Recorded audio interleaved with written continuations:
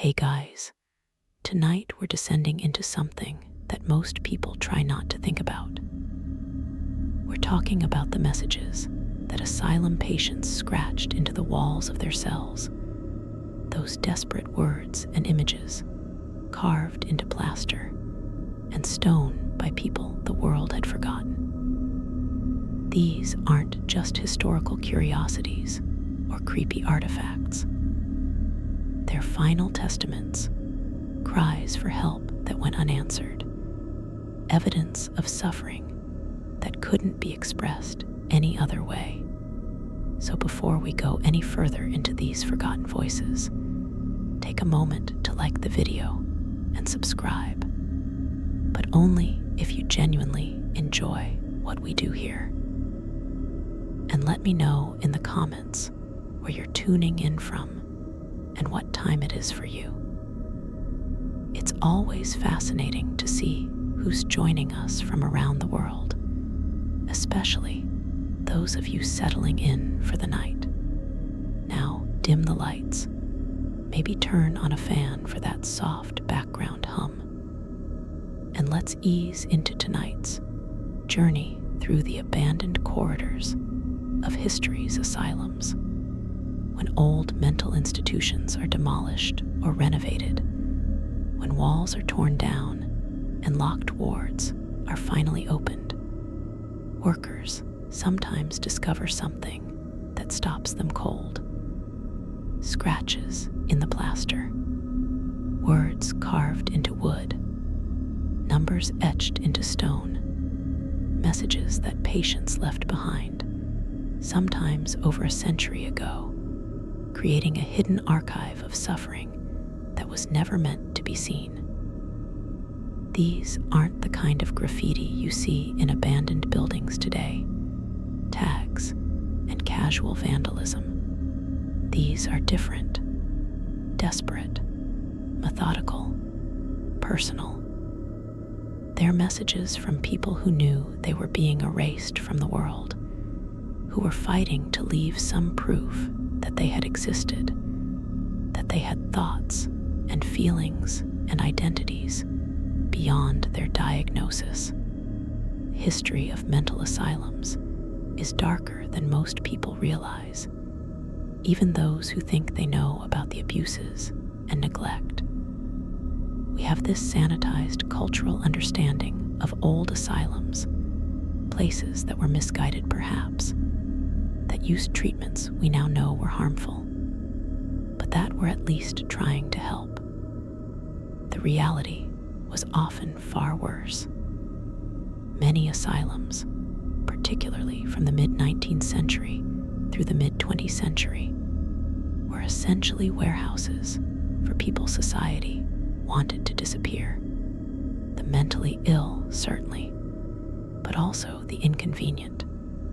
Women whose husbands wanted to be rid of them, gay people whose families were ashamed of them, people with epilepsy or developmental disabilities, political dissidents. Anyone who didn't conform to social expectations could potentially be committed, and once you were inside, getting out was nearly impossible. Your protests of sanity would be taken as further evidence of mental illness. Your desperate attempts to communicate with the outside world would be blocked. And so you were left with one option: to scratch your message into the walls and hope that someday, somehow, someone would find it and know that you were here. The physical act of scratching messages into asylum walls tells us something important about the conditions patients endured. These weren't environments where patients had access to paper and pencils, where they could write letters or keep journals.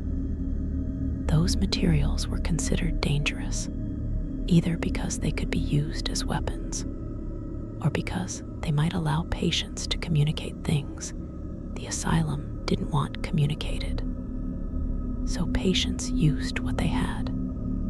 Fingernails, though these would often break or tear, but buttons from clothing if they weren't in institutional uniforms without buttons.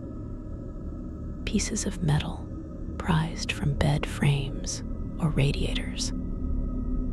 Fragments of stone or concrete broken from the walls themselves. Anything sharp enough to scratch through layers of paint and plaster to leave a permanent mark. The depth of some of these carvings, gouged deeply into hard surfaces, speaks to the time and effort involved.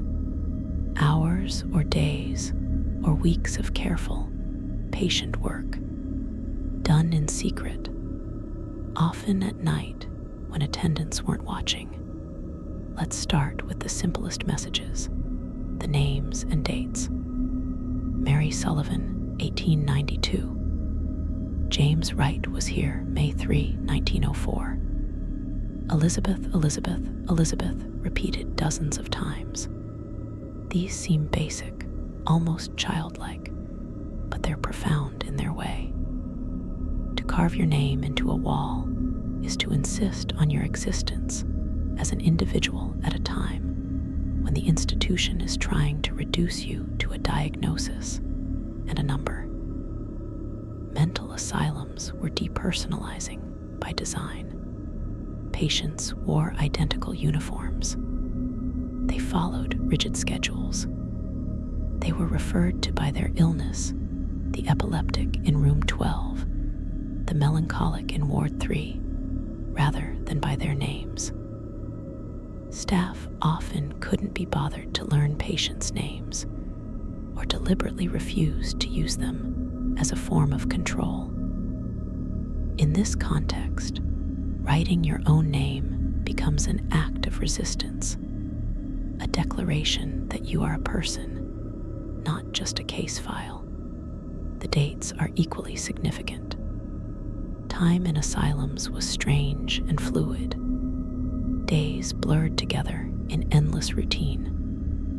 Weeks and months passed unmarked. Patients often lost track of what year it was, what season, sometimes even whether it was day or night if they were kept in windowless rooms. Carving a date was an attempt to anchor yourself in time, to mark a specific moment and say, I was here on this day. I was aware. I knew what was happening. Some patients carved dates obsessively, day after day, creating calendars on their walls. These informal calendars sometimes reveal long periods of institutionalization, years or even decades marked off one day at a time. Imagine the mindset required to maintain such a practice, the determination to track time even when each day brought nothing but more confinement. Then there are the messages to loved ones, letters that were never sent, conversations that could never happen. Mother, I love you. Please come for me. To my children, forgive me. Sarah, I did not betray you. Whatever they told you is a lie. These messages are heartbreaking in their intimacy and their futility. The person carving these words knew, on some level, that their mother or children or Sarah would never see them, that the message was being written into a wall that would remain hidden for decades or forever. But the act of writing it still mattered.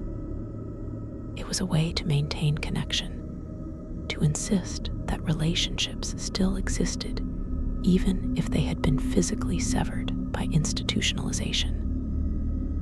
It was also, perhaps, a form of prayer or meditation, focusing on love and connection as a way to endure the isolation.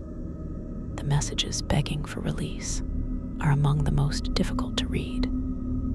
Please let me out. I am not insane. I have been here 4 years for no reason. Someone help me. They are killing us slowly. These messages confront us with the possibility or in many documented cases, the certainty that some of the people writing them were not mentally ill, or if they were, their condition didn't warrant indefinite institutionalization. Commitment laws in the 19th and early 20th centuries were often shockingly lax. In many jurisdictions, a husband could have his wife committed on his word alone, with no need for medical evaluation or legal process.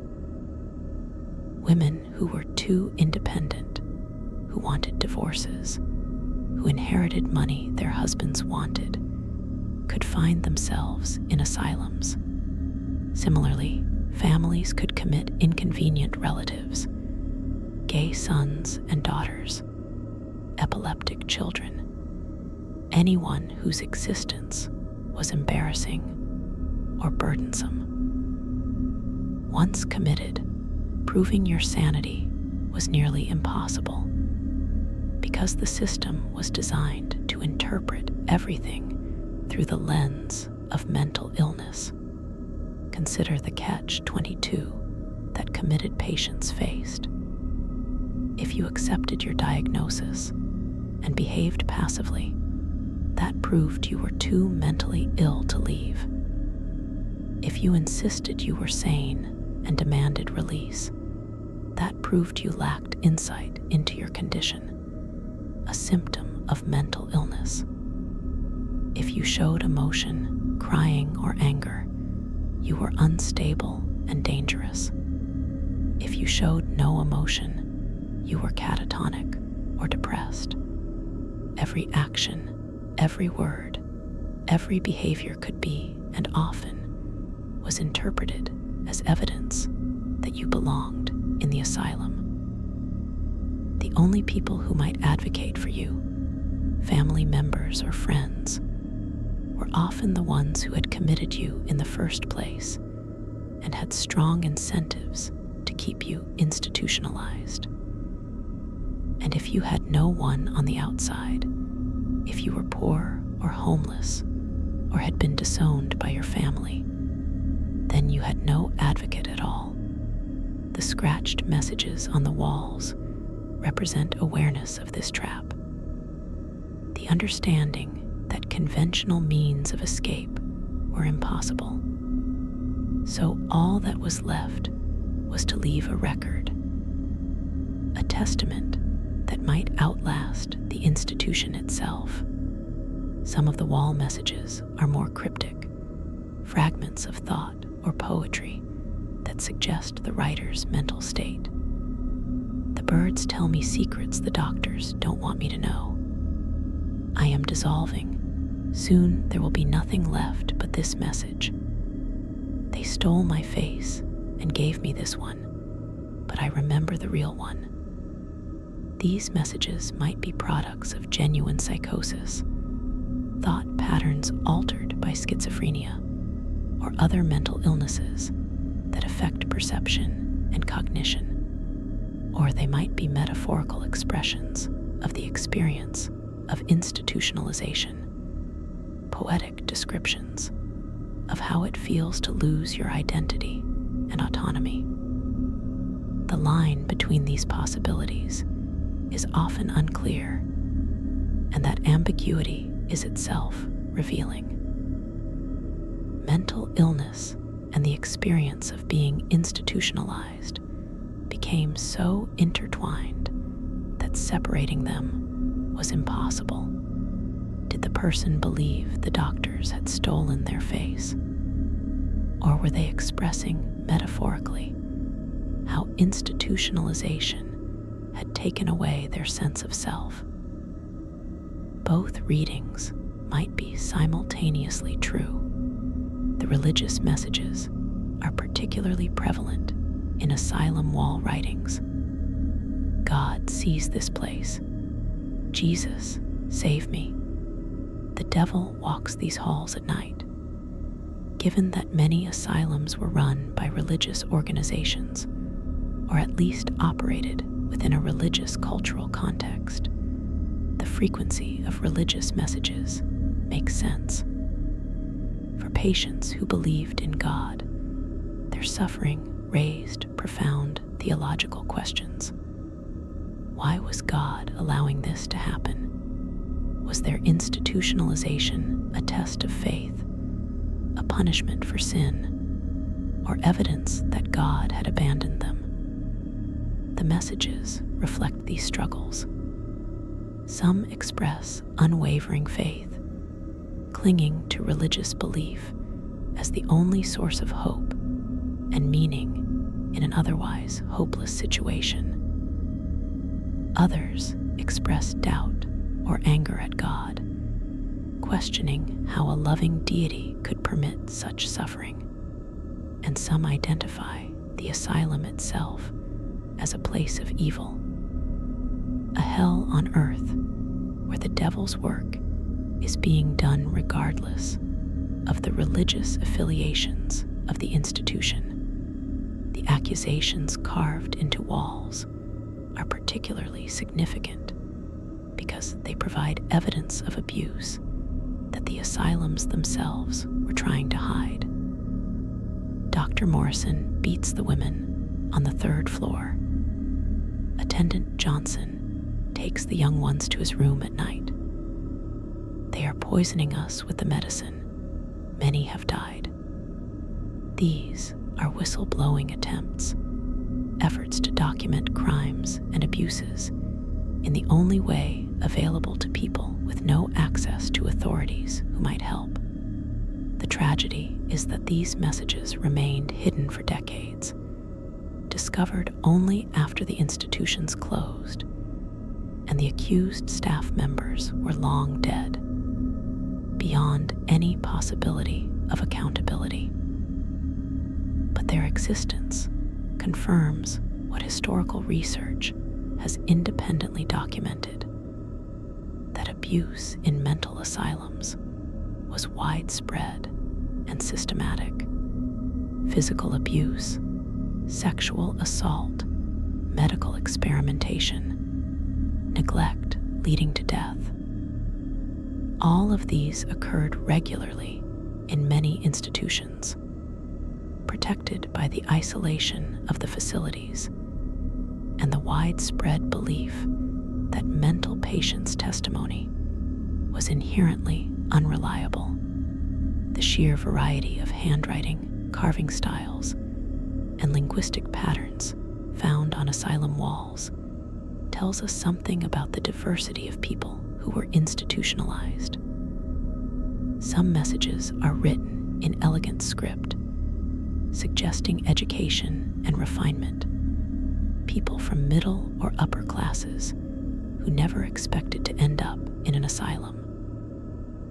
Others are barely literate, struggling with spelling and grammar, suggesting working class backgrounds or limited education. Some are in foreign languages, evidence of immigrants who found themselves institutionalized in a country where they didn't speak the language, unable to communicate with staff or explain their situations.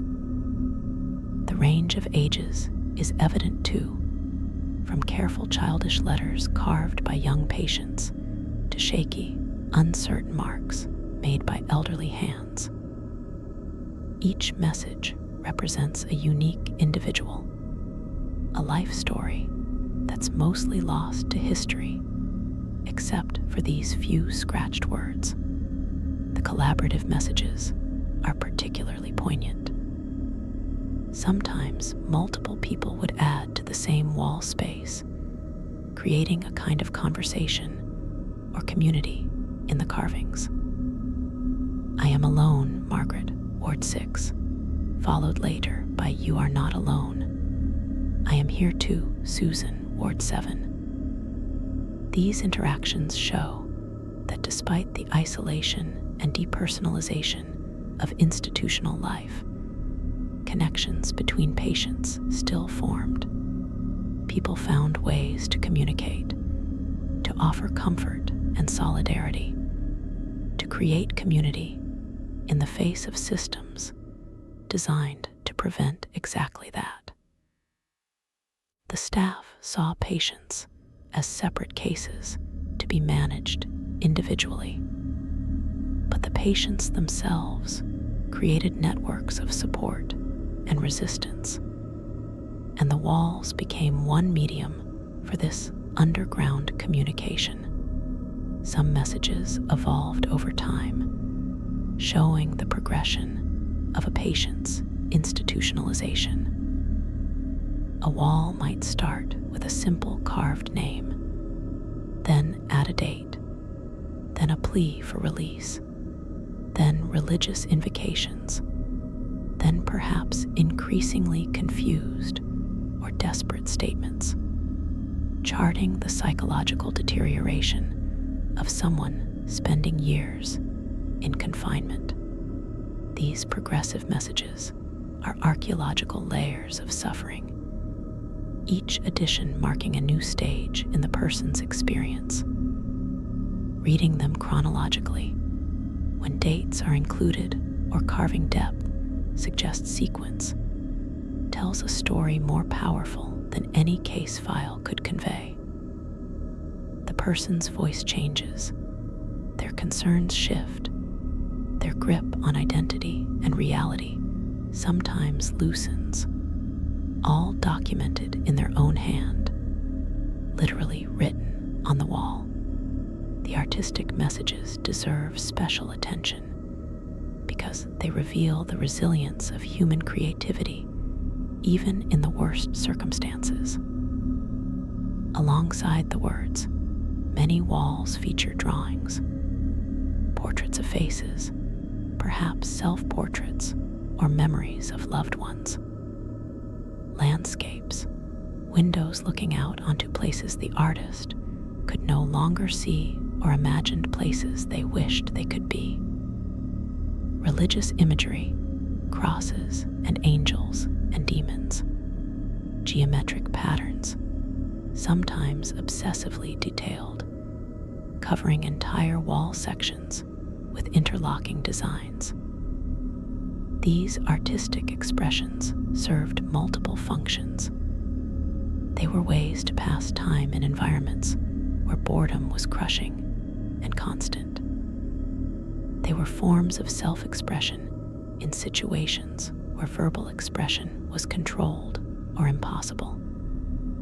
And they were attempts to beautify or transform the grim institutional spaces, to assert that beauty and creativity could exist even in the asylum. The patterns and mathematical equations carved into some asylum walls suggest patients with particular cognitive focuses, perhaps those with obsessive-compulsive tendencies, or those using mental discipline as a coping mechanism. Walls covered with numbered sequences, columns of arithmetic, geometric proofs, calendrical calculations, all carved with meticulous care. These might seem like evidence of mental illness, obsessive behavior unchecked, but they also represent the human mind's attempt to create order in chaos, to find patterns and structure in an environment designed to be disorienting and confusing. For someone losing control of their external circumstances, maintaining control over numbers and patterns might be psychologically crucial, a way to prove to themselves that their mind still worked, that they were still rational even if the world insisted they weren't. The messages about treatment reveal the horrors of early psychiatric medicine, when asylums used treatments that we now recognize as torture. They froze me in the ice bath until I couldn't feel my body. The electricity makes me forget who I am. They will not stop spinning the chair, no matter how much I beg. These describe real treatments that were standard practice in mental institutions. Hydrotherapy, including ice baths and high-pressure water hoses directed at patients. Electroshock therapy, particularly in its early forms when it was used without anesthesia or muscle relaxants, causing violent convulsions that sometimes broke bones. Rotational therapy, where patients were strapped into chairs and spun rapidly until they vomited and lost consciousness, supposedly to rebalance their mental state. These treatments were justified as therapeutic, but they were also used as punishment and control mechanisms, ways to enforce compliance and break the will of difficult patients. The messages about hunger are particularly prevalent and particularly disturbing. They are starving us. I have not had enough food in weeks. My clothes no longer fit. The strong ones take food from the weak. The attendants do nothing. Malnutrition was endemic in many asylums, sometimes due to inadequate funding, and sometimes due to deliberate neglect or theft by staff who were supposed to be caring for patients. Food budgets were easy targets for cost-cutting by administrators who knew that patients had no way to complain effectively to outside authorities. And the food that was provided was often of the poorest quality, nutritionally inadequate, contaminated, or spoiled. Patients who were already vulnerable due to mental illness were made more vulnerable by malnutrition, which worsened their cognitive function, weakened their immune systems, and made them more susceptible to the diseases that swept regularly through overcrowded institutions. The irony is bitter. Institutions supposedly dedicated to healing were instead causing physical harm through neglect and deprivation. The messages about cold are equally common. I am so cold, please someone bring blankets. Winter is coming, many will die. They took our clothes as punishment. We sleep naked on concrete. Asylums, particularly older ones, were notoriously difficult to heat adequately, and patients were often given insufficient clothing and bedding. In winter, unheated wards in northern climates could drop below freezing, and patients might have only a thin blanket and institutional clothing that provided little warmth. Some of this was due to funding limitations. Heating large institutional buildings was expensive, but some was deliberate, based on theories that cold air was therapeutic for mental conditions, or simply as cost-saving measures that prioritized budgets over patient welfare. Patients died regularly from exposure and cold-related illnesses, and those deaths were rarely investigated or attributed to institutional neglect.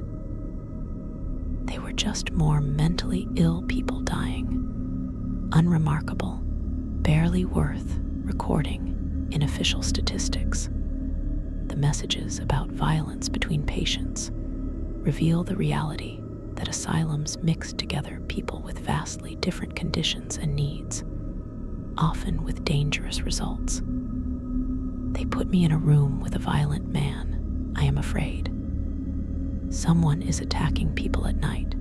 The attendants don't care. I witnessed a murder, but when I told them, they said I was hallucinating. Asylums typically had insufficient staff to properly supervise patients, especially at night and on weekends.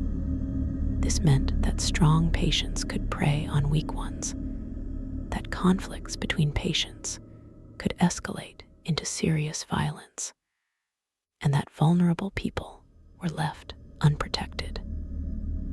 The staff's response to reports of violence was often dismissive, assuming that patients were exaggerating, confused, or lying.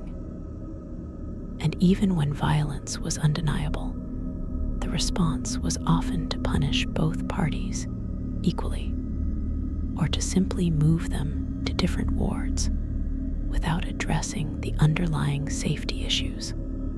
The awareness of death pervades the wall messages. They are dying all around me. I will be next. I want to die, but I am too afraid to do it myself. This place is where people come to die. No one leaves.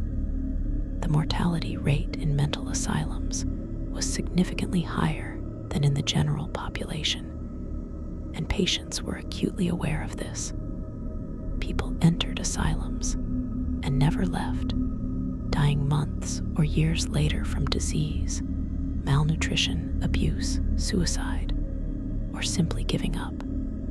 Bodies were buried in institutional cemeteries, often in unmarked graves, or with only a number to identify them. Families weren't always notified when patients died, or if they were notified, they might not claim the bodies due to shame, distance, or poverty.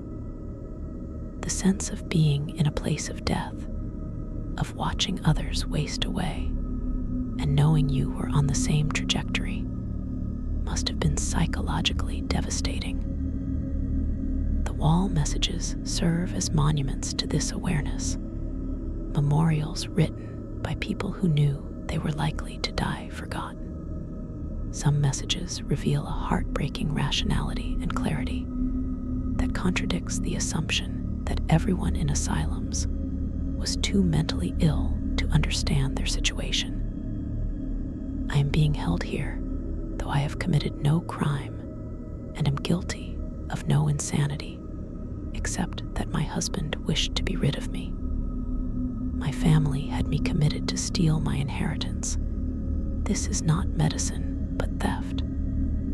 I came here voluntarily seeking help, but now they will not let me leave. I am a prisoner. These messages come from people who understood exactly what was happening to them, who could articulate their situations clearly, and who were trapped nonetheless.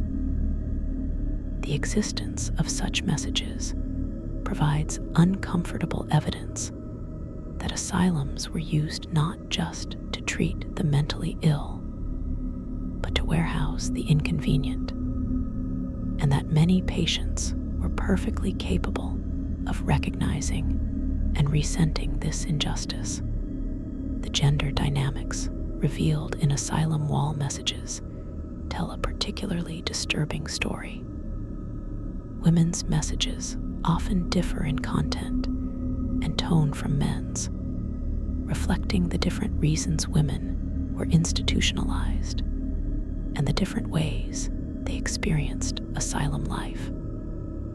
I refused to be silent, and now I am here. He could not control me, so he called me mad. My crime was wanting to leave my marriage.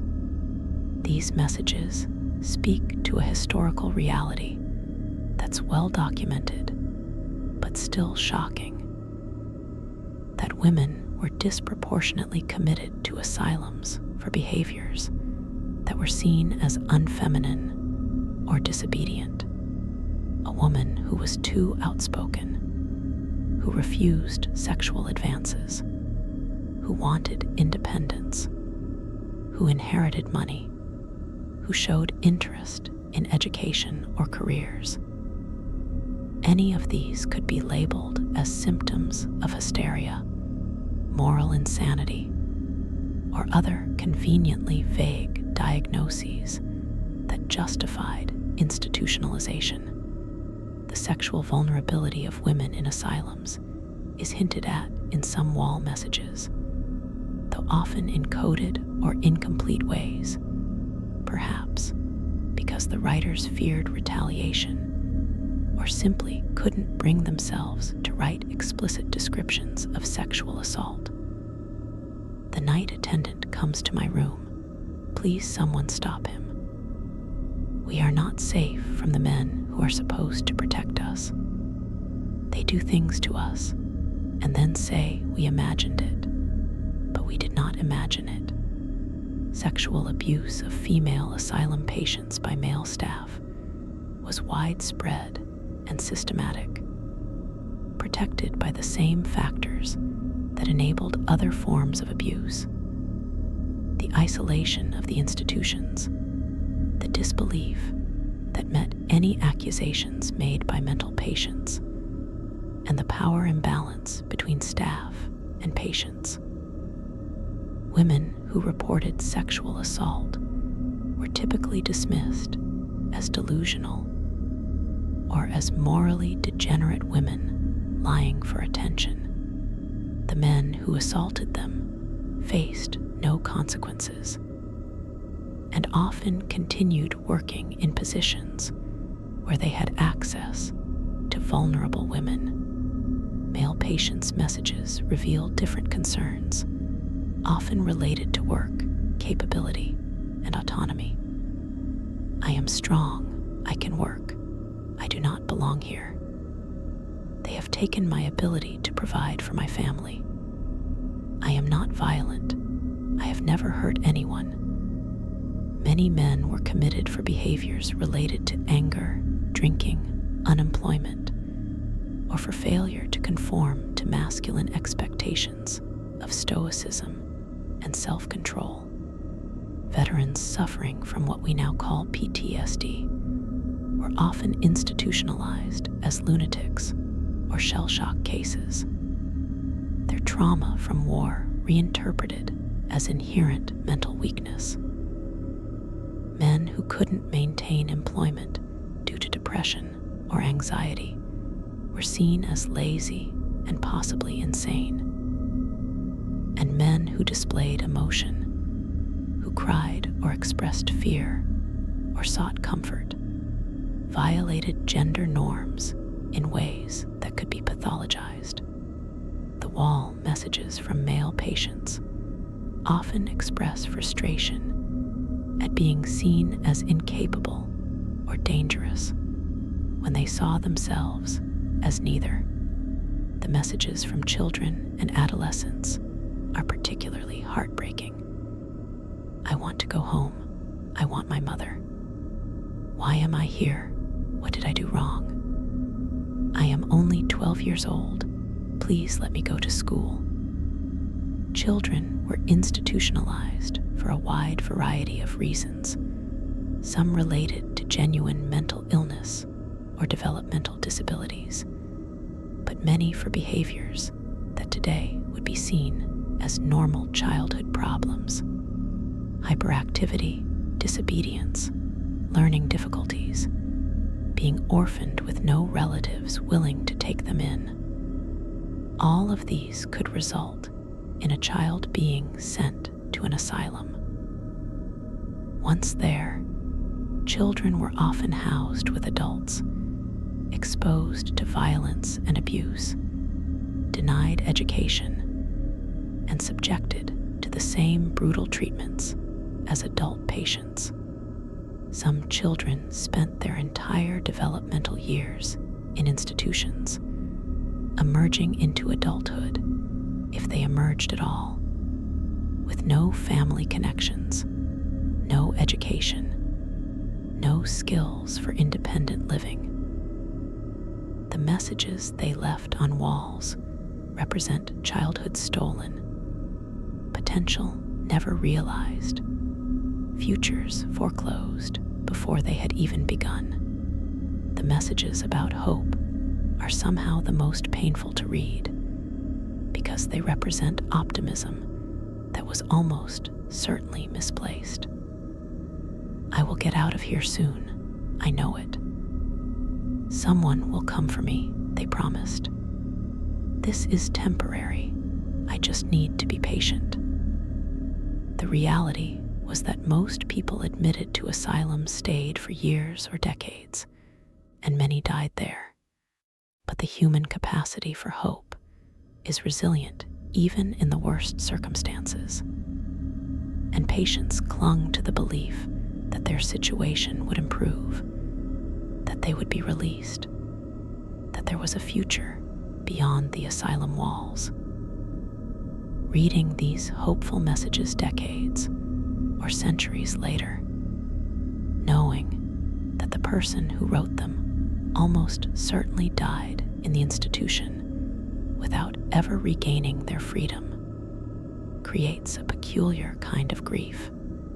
We mourn not just for what happened to them, but for their hope itself, for the fact that they believed in a rescue that never came. The logistics of carving messages reveal interesting patterns about when and how patients worked on them. Many messages appear to have been created over extended periods, with varying depths of carving, suggesting multiple sessions of work. Patients would have needed to work when attendants weren't watching, often late at night when supervision was minimal. The location of messages also tells a story. Most are low on walls, at the height where someone sitting or lying on the floor would naturally work, suggesting that patients did this work during the long hours when they had nothing to do but sit in their rooms.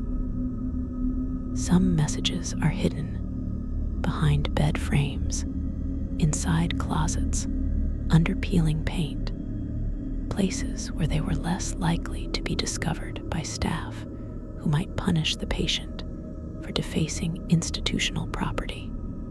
The effort required to create these hidden messages speaks to their importance. Patients were willing to risk punishment to leave these records.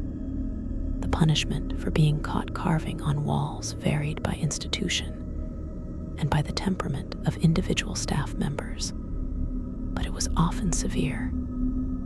Messages mention being put in isolation, being restrained, having privileges removed, being subjected to additional treatments.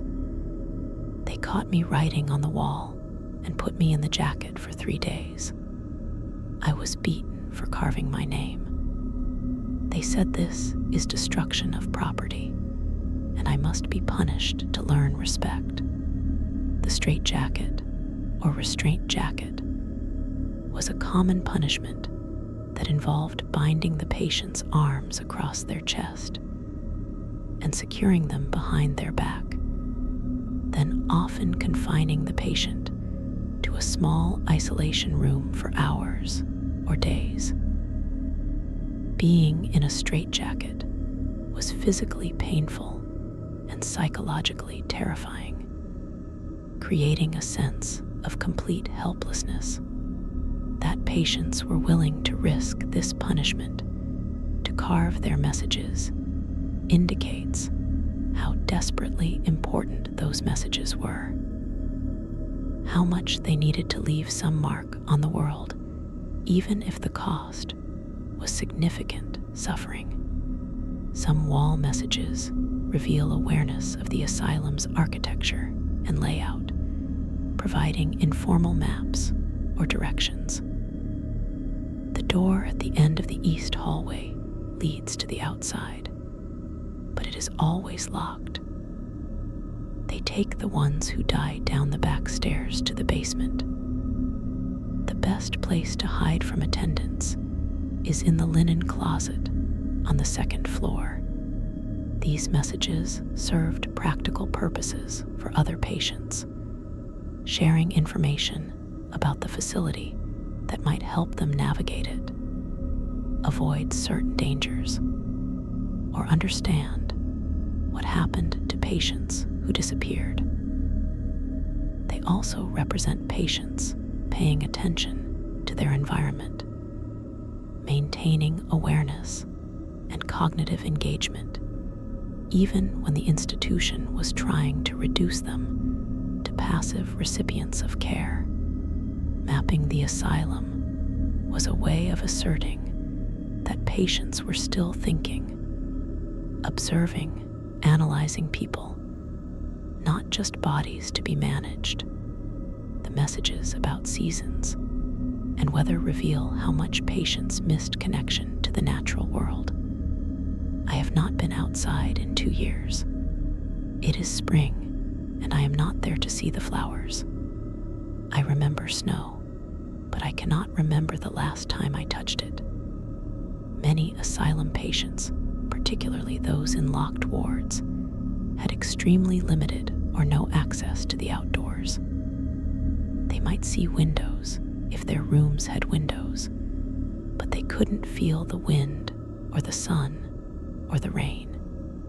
This sensory deprivation, this disconnection from the natural cycles of seasons and weather, was psychologically damaging in ways the institutions didn't recognize or care about. Human beings need connection to nature, to natural light, to changing seasons. Deprived of these, confined to artificial environments with controlled temperatures and limited light, patients experienced a kind of existential disconnection that worsened their mental states. Food descriptions appear frequently in wall messages, but not complaints about its inadequacy. Instead, memories of good food, detailed descriptions of favorite meals, recipes written out from memory. My mother's apple pie with cinnamon and butter crust, Sunday roast beef with gravy and potatoes and green beans, fresh bread from the bakery, still warm, with butter melting into it. These food memories served multiple purposes. They were connections to a life before institutionalization, to family and home and normalcy. They were a way to occupy the mind, to think about something pleasant in an environment that offered almost nothing pleasant. And they were probably responses to chronic hunger, with well-fed minds dwelling on food memories as a kind of compensation for empty stomachs. The specificity of these food descriptions, the loving detail with which patients remembered meals from years or decades earlier, speaks to how much these memories meant, how they represented everything that had been lost. The messages about identity confusion reveal the psychological impact of long-term institutionalization. I cannot remember who I was before. Am I the person they say I am, or the person I remember being? I look in mirrors and do not recognize myself. This identity fragmentation was a common effect of asylum life, where patients were constantly told that their perceptions were wrong, that their memories were unreliable, that they didn't understand their own conditions. After months or years of this, many patients began to internalize these messages, doubting their own memories and perceptions, losing their sense of who they were. The institution worked to replace the patient's original identity with a new one based on their diagnosis. You weren't Mary Sullivan anymore. You were the chronic hysteric, or the violent melancholic. Maintaining a stable sense of self against this institutional pressure was extremely difficult, and the wall messages documenting identity confusion show us the casualties of this psychological warfare. Some messages reveal surprising literacy and education among asylum populations. Quotes from Shakespeare, Latin phrases, mathematical equations, poetry in multiple languages. To be or not to be, that is no longer a question here. We we are not allowed to be. Dulce et decorum est pro patria mori, but there is no glory in dying here.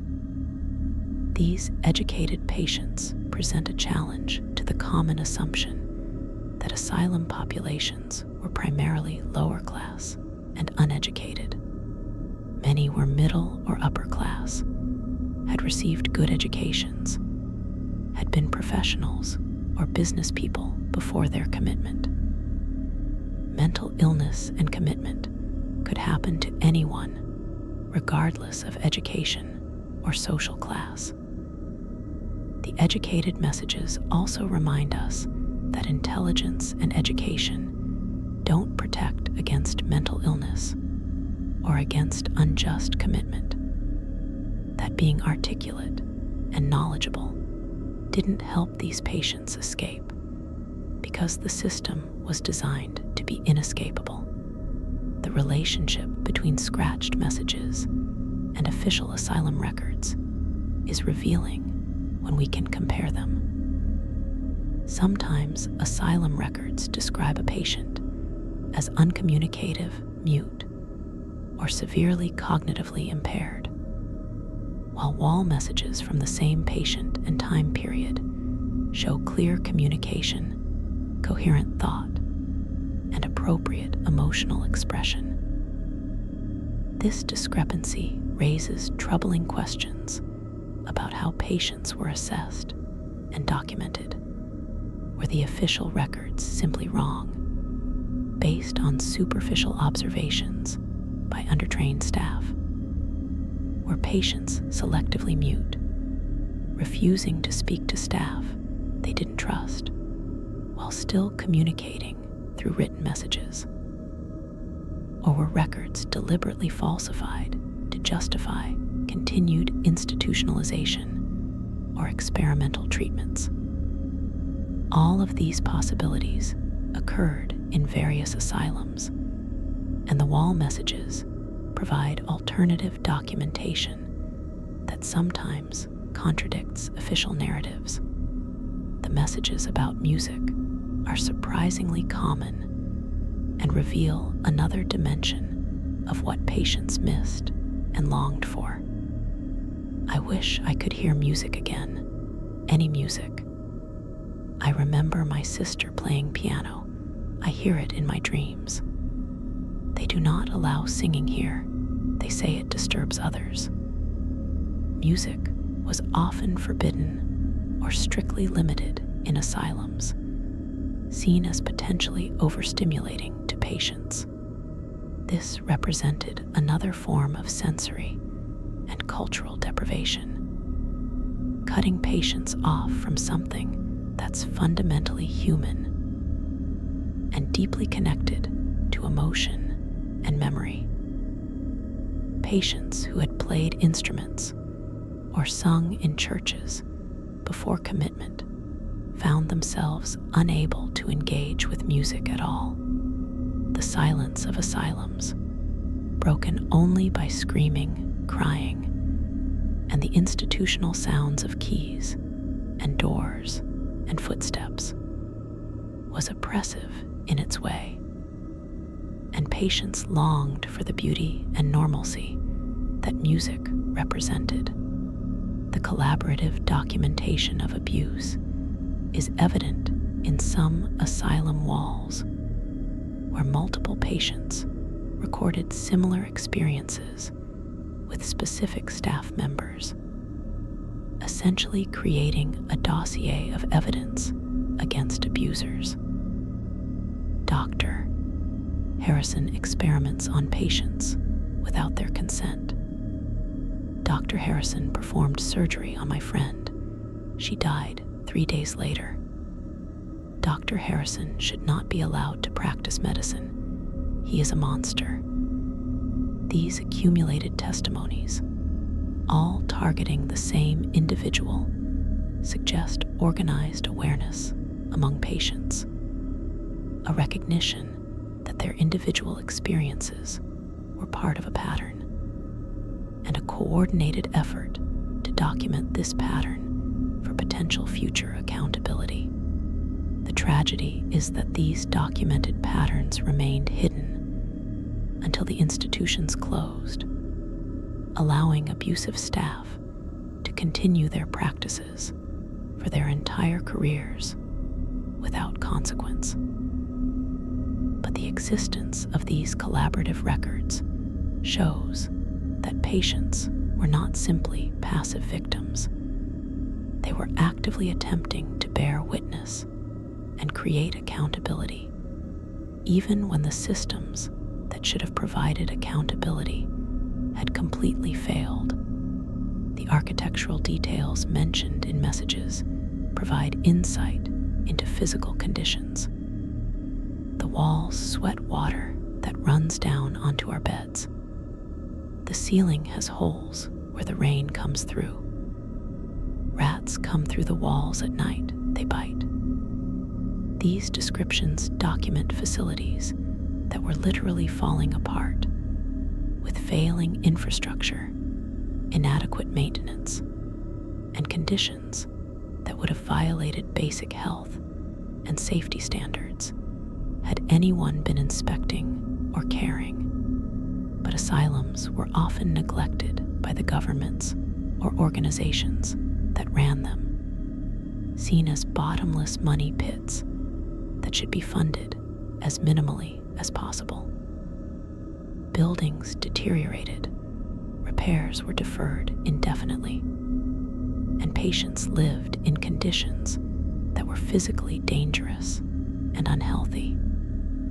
The scratched messages sometimes provide the only surviving documentation of how bad conditions actually were, because official reports usually presented sanitized versions of facility status. Time-related messages reveal the psychological disorientation of institutional life. I think it has been 3 years, but it could be 5. I cannot remember. What year is it? What month? I have lost all track. Time does not pass here. Every day is the same day repeated forever. This temporal disorientation was partly a natural result of routinized, unchanging daily schedules, where every day was identical to the one before. But it was also exacerbated by deliberate policies that limited patients' access to calendars, newspapers, or other markers of passing time. Keeping patients disoriented about time was seen as a way to maintain control, to prevent planning and organizing, to keep patients focused on the immediate present rather than thinking about the past they'd lost or the future they might never have. The messages attempting to track time, to mark days and months and years, represent resistance to this temporal manipulation. Attempts to maintain a grip on objective reality when the institution was trying to create a timeless, unchanging present. The religious doubts expressed in wall messages go beyond simple crisis of faith into deeper theological and existential questions. If God is good, why does he allow this place to exist? I prayed every day for a year, and nothing changed. Prayer is useless here. The devil has more power in this place than God does. These aren't just the complaints of someone suffering. They're genuine philosophical grappling with the problem of evil and suffering. For patients who had been raised with religious faith, the asylum experience often shattered that faith. If God was supposed to protect the innocent, why were they being tortured and imprisoned for no good reason? If prayer was supposed to work, why did their prayers go consistently unanswered? The asylum became a crucible that tested religious faith and often found it wanting, leaving patients in spiritual crisis on top of their other suffering. Some messages document this crisis, evolving over time, from initial faith to doubt to anger to finally abandonment of belief entirely. The messages about loss of skills and capabilities reveal another cruel dimension of long-term institutionalization. I was a carpenter. I have not held tools in 10 years. My hands have forgotten. I could speak 3 languages. Now I can barely speak 1. I was a teacher. I knew so many things. I am forgetting everything. The human brain needs stimulation to maintain skills and knowledge. In the unstimulating environment of an asylum, where patients had nothing to do and no opportunities to use their minds, cognitive abilities atrophied. Former professionals forgot their trades. People who had been multilingual lost languages they didn't use. Knowledge that had taken years to acquire faded away from disuse. This cognitive decline was often interpreted by staff as progression of mental illness, proof that the patient was getting worse and needed continued institutionalization. But it was actually iatrogenic, caused by the institutionalization itself, by the lack of mental stimulation and opportunities to exercise cognitive skills. The messages documenting this loss show awareness of what was happening, which makes it even more tragic. Patients watching themselves deteriorate and being unable to stop it. The messages about anniversaries show patients trying to maintain connection to important dates and events in their lives before institutionalization. Today is my daughter's birthday. She is 14 now. I have missed 6 birthdays. It has been 7 years since my wedding day. I wonder if he remembers. My mother died 3 years ago today. I was not allowed to attend the funeral. These anniversary messages represent profound grief, not just for the events themselves, but for the disconnection from the normal life cycles of their families. Children were growing up without them. Marriages were dissolving or continuing without them. Family members were dying and being buried while they remained locked away, unable to participate in any of the rituals of family life. Marking these anniversaries was a way to insist that they still mattered, that they were still connected to their families, even if physically separated, that these relationships and events still had significance, even if they couldn't be part of them. Some messages reveal awareness of current events and the outside world, showing that despite institutional efforts at isolation, information still filtered in somehow. War has started. I heard attendants talking. There is a new president. Things might change now. I heard about the factory fire where many died. We pray for them. These messages show patience, maintaining awareness of the world beyond the asylum, usually through overheard conversations, newspapers that somehow made their way into the institution, or rare visits from family members who shared news. This connection to current events was psychologically important, a reminder that there was a larger world that continued to exist and change, even while the patient's personal world had stopped.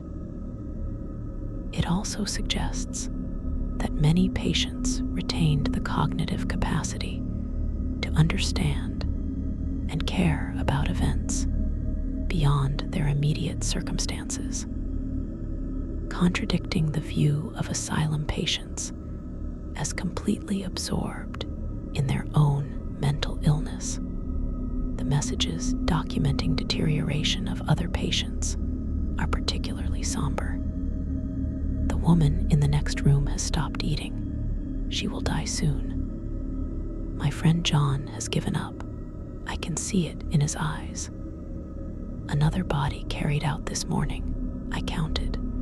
That is 12 this month. These messages show patients bearing witness to the deaths happening around them, creating an informal mortality record when official records might minimize or obscure death rates. They also show the psychological impact of living in an environment where death was common and visible, where patients watched others decline and die knowing they might be next. This constant proximity to death is traumatic in itself, creating a kind of anticipatory grief and existential dread that worsened mental health, even if the patient had arrived at the asylum with relatively minor problems. The messages about seasonal depression and the lack of sunlight reveal understanding of the connection between environment and mental health. The winter darkness is killing me. I need sun. We are kept in rooms with no windows. I am forgetting what daylight looks like. Sunshine would help me more than any of their medicines. Modern research has confirmed what these patients understood intuitively: that lack of natural light causes or worsens depression, that seasonal affective disorder is real, that humans need exposure to sunlight for both physical and mental health. But asylums often housed patients in interior rooms with no windows, or in basement wards that never saw direct sunlight. This environmental factor worsened mental health problems, and then was completely ignored when assessing why patients weren't improving. The messages about wanting and needing sunlight represent accurate self-diagnosis that was more sophisticated than the institutional medicine of the time. The messages from staff are rare, but fascinating when they appear. Occasionally, asylum workers, orderlies, or nurses who had access to patient areas would add their own messages to the walls. What we do here is wrong. I see it, but can do nothing.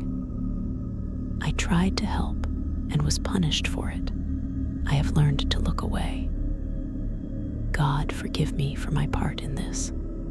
These messages from staff provide a different perspective, showing that at least some workers were aware of the abuses and suffering, felt guilty about their participation or complicity, but felt powerless to change anything.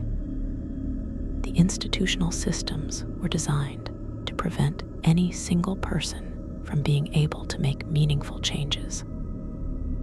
Nurses who objected to treatments were fired. Orderlies who treated patients with too much kindness were accused of being weak or compromising security. Doctors who questioned standard practices were ostracized by colleagues. So well-meaning staff often ended up complicit in abuse, simply because resistance was too costly. Their scratched messages represent troubled consciences, guilt that needed expression even if it couldn't lead to action. The coded messages suggest that patients sometimes developed informal systems of communication to evade staff oversight. Messages written in simple substitution ciphers, using symbolic languages, or incorporating codes where certain words meant something different than their apparent meaning. The red bird means the east door will be unlocked tonight. 3 marks means hide. They are doing inspections. These coded systems allowed patients to share information and coordinate without staff, understanding what was being communicated, creating a kind of resistance network within the asylum. The existence of these codes suggests more organized patient communities than the institutions wanted to acknowledge.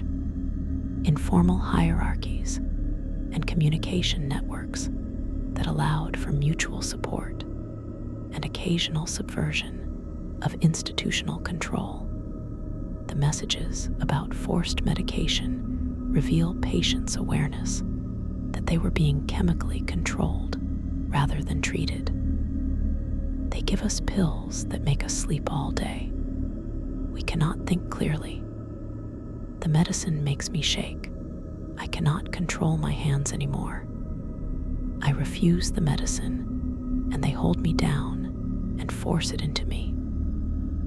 Early psychiatric medications were crude and often caused severe side effects.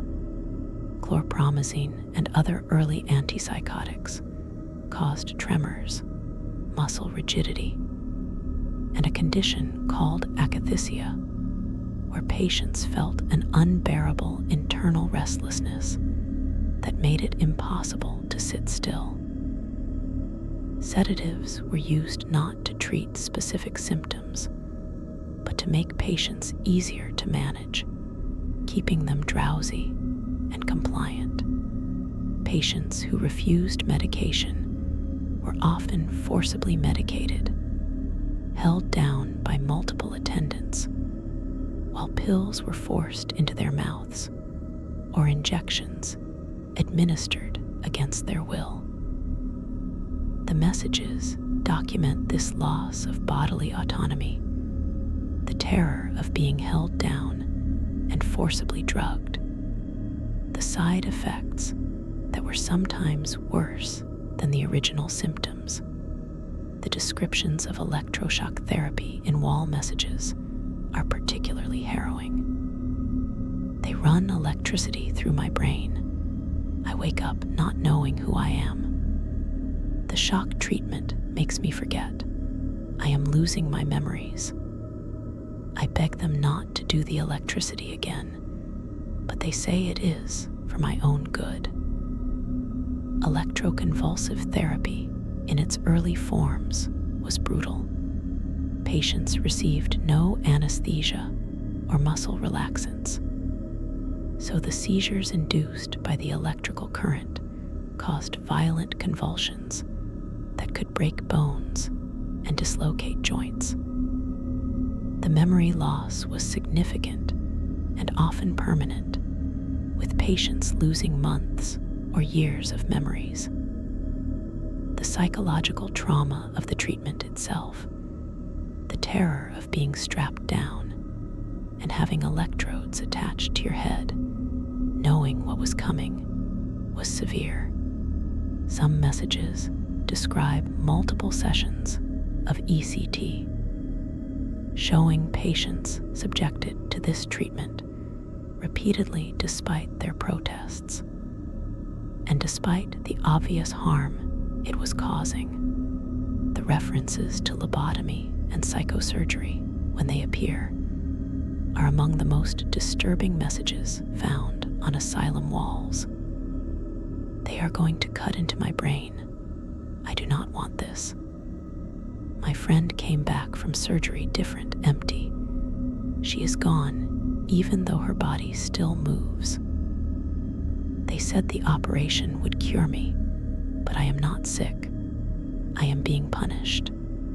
Lobotomy, the severing of connections in the brain's prefrontal cortex, was performed on thousands of asylum patients from the 1930s through the 1960s.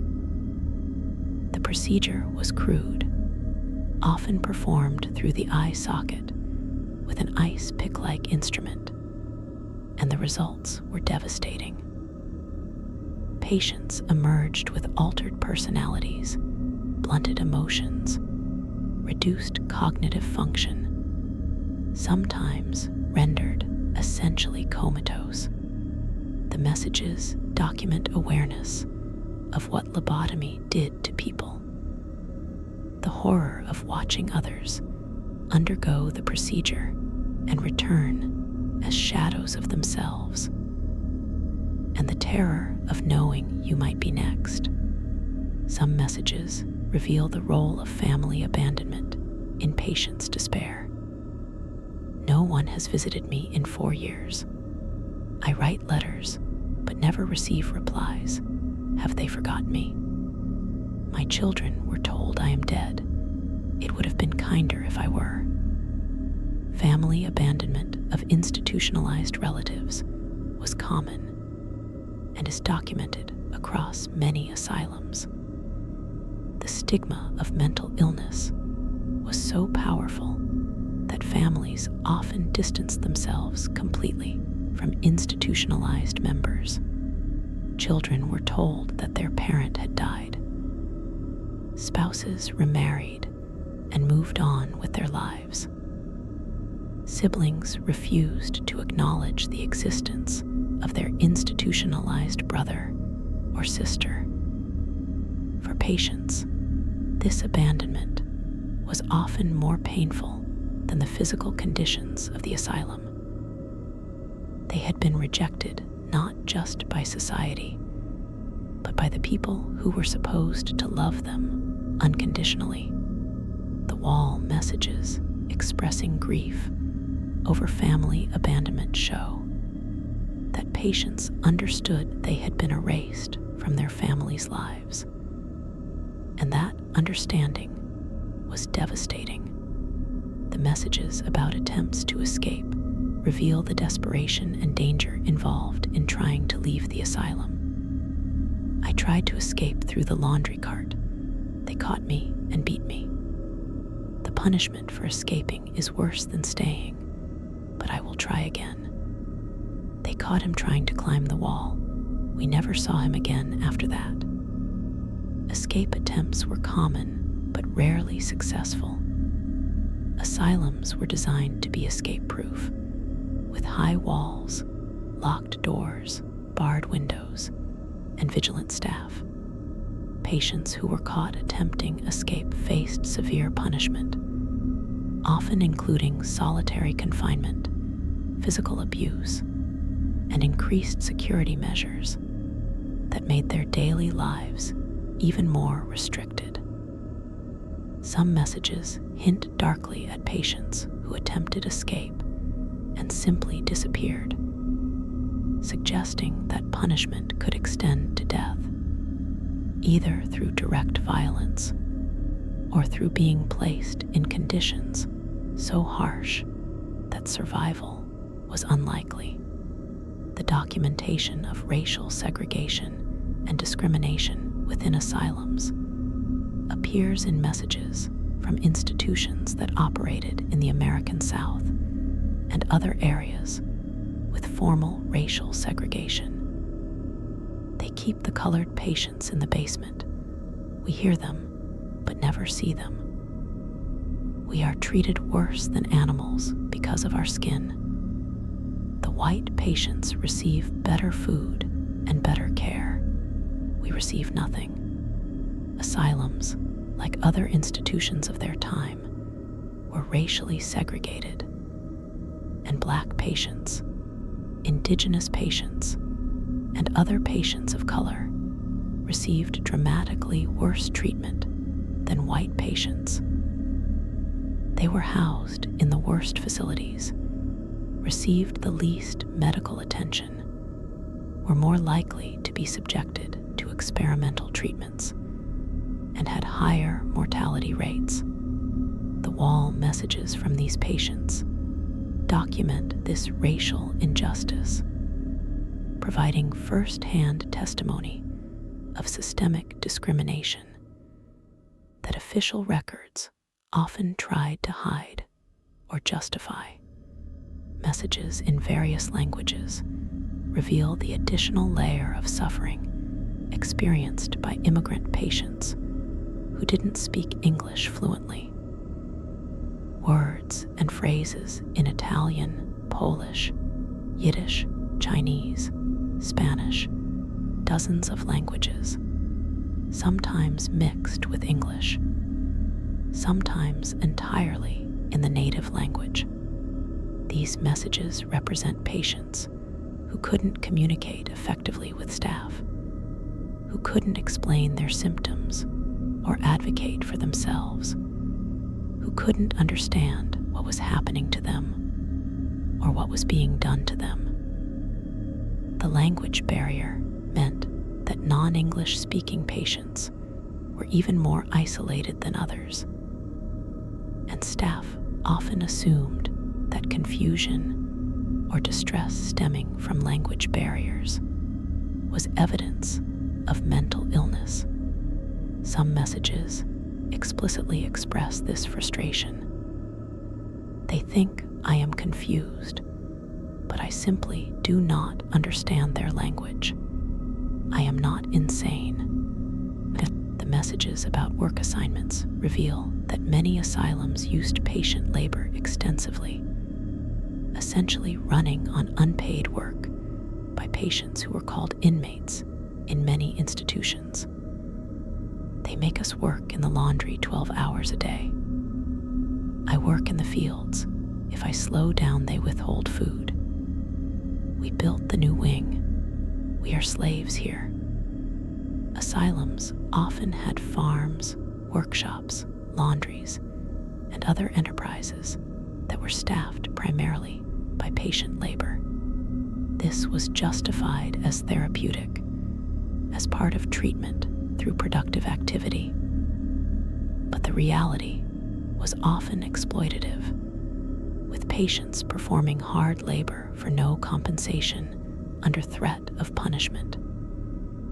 Some institutions even made money by contracting outpatient labor to external businesses. The messages document this exploitation, using the word slaves that gets to the heart of what this system really was. The evolution of asylum populations over time is reflected in changing message content. Earlier messages from the 19th and early 20th centuries often reference moral failings and religious concepts. Later messages from the mid-20th century reference diagnoses like schizophrenia and depression, showing how the language of mental illness medicalized over time. They say, I have schizophrenia, but I do not understand what that means. The doctor says I am clinically depressed, but I am sad because I am imprisoned here. Would anyone not be sad? These later messages show patients grappling with psychiatric terminology that was often applied to them without adequate explanation, trying to understand diagnoses that were presented as scientific facts, but that the patients themselves didn't recognize in their own experiences. The messages about male censorship document another form of control and isolation. They read all our letters before sending them. We cannot tell the truth. I wrote to my lawyer, but the letter never left this place. My letters home are rewritten by staff to say what they want said. Male censorship was standard practice in most asylums, justified as protecting patients' families from disturbing content or preventing patients from making false accusations. But the effect was to cut off patients' ability to communicate with the outside world, to prevent them from reporting abuses or asking for help. Staff would read outgoing letters and either block them entirely or require patients to rewrite them with more acceptable content. Incoming mail was also screened, with letters withheld if staff deemed them potentially upsetting. This created a communication blackout where families had no idea what was really happening to their institutionalized relatives, and patients had no way to tell them. The messages documenting the death of fellow patients often include names and details that help humanize people who are otherwise reduced to statistics. Sarah Jensen died yesterday. They said it was pneumonia, but she was healthy last week. Thomas was a kind man who helped me when I first arrived.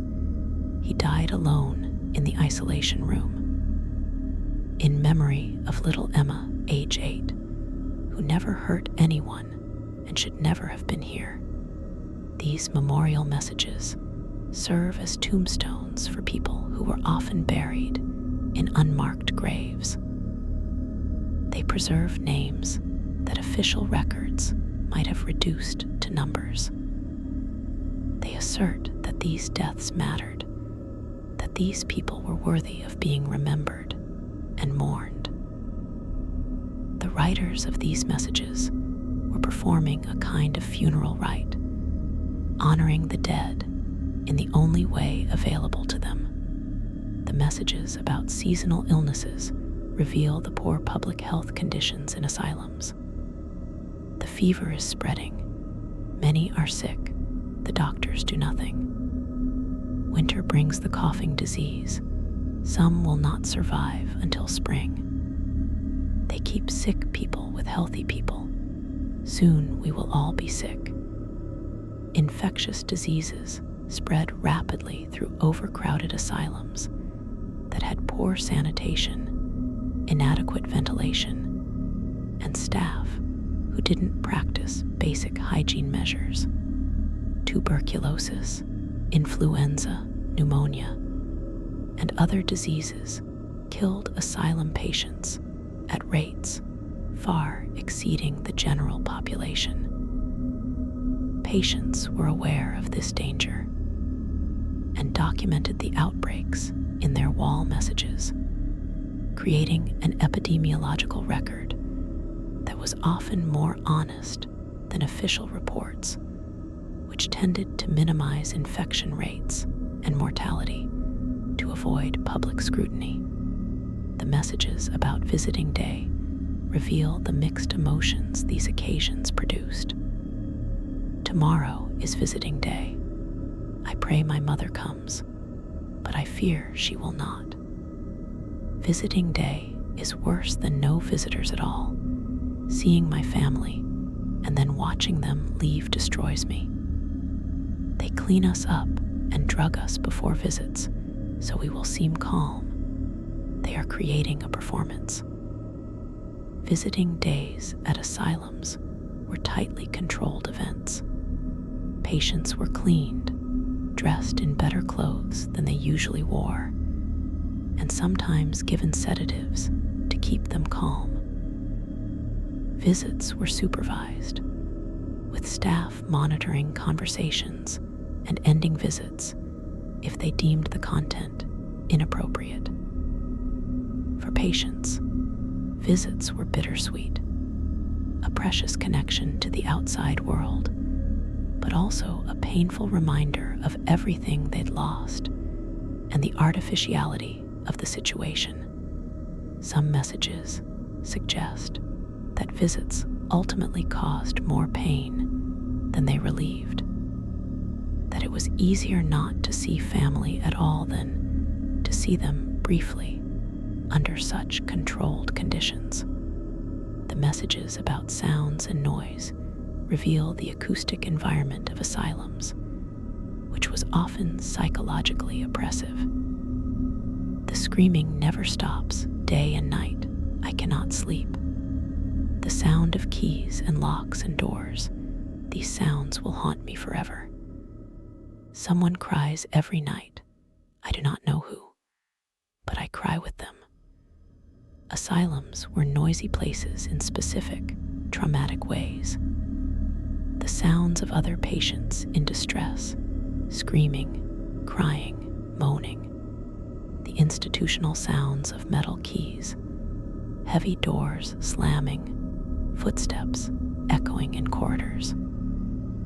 The sounds of treatments being administered, the machinery of electroshock devices, the struggles of patients being forcibly restrained or medicated.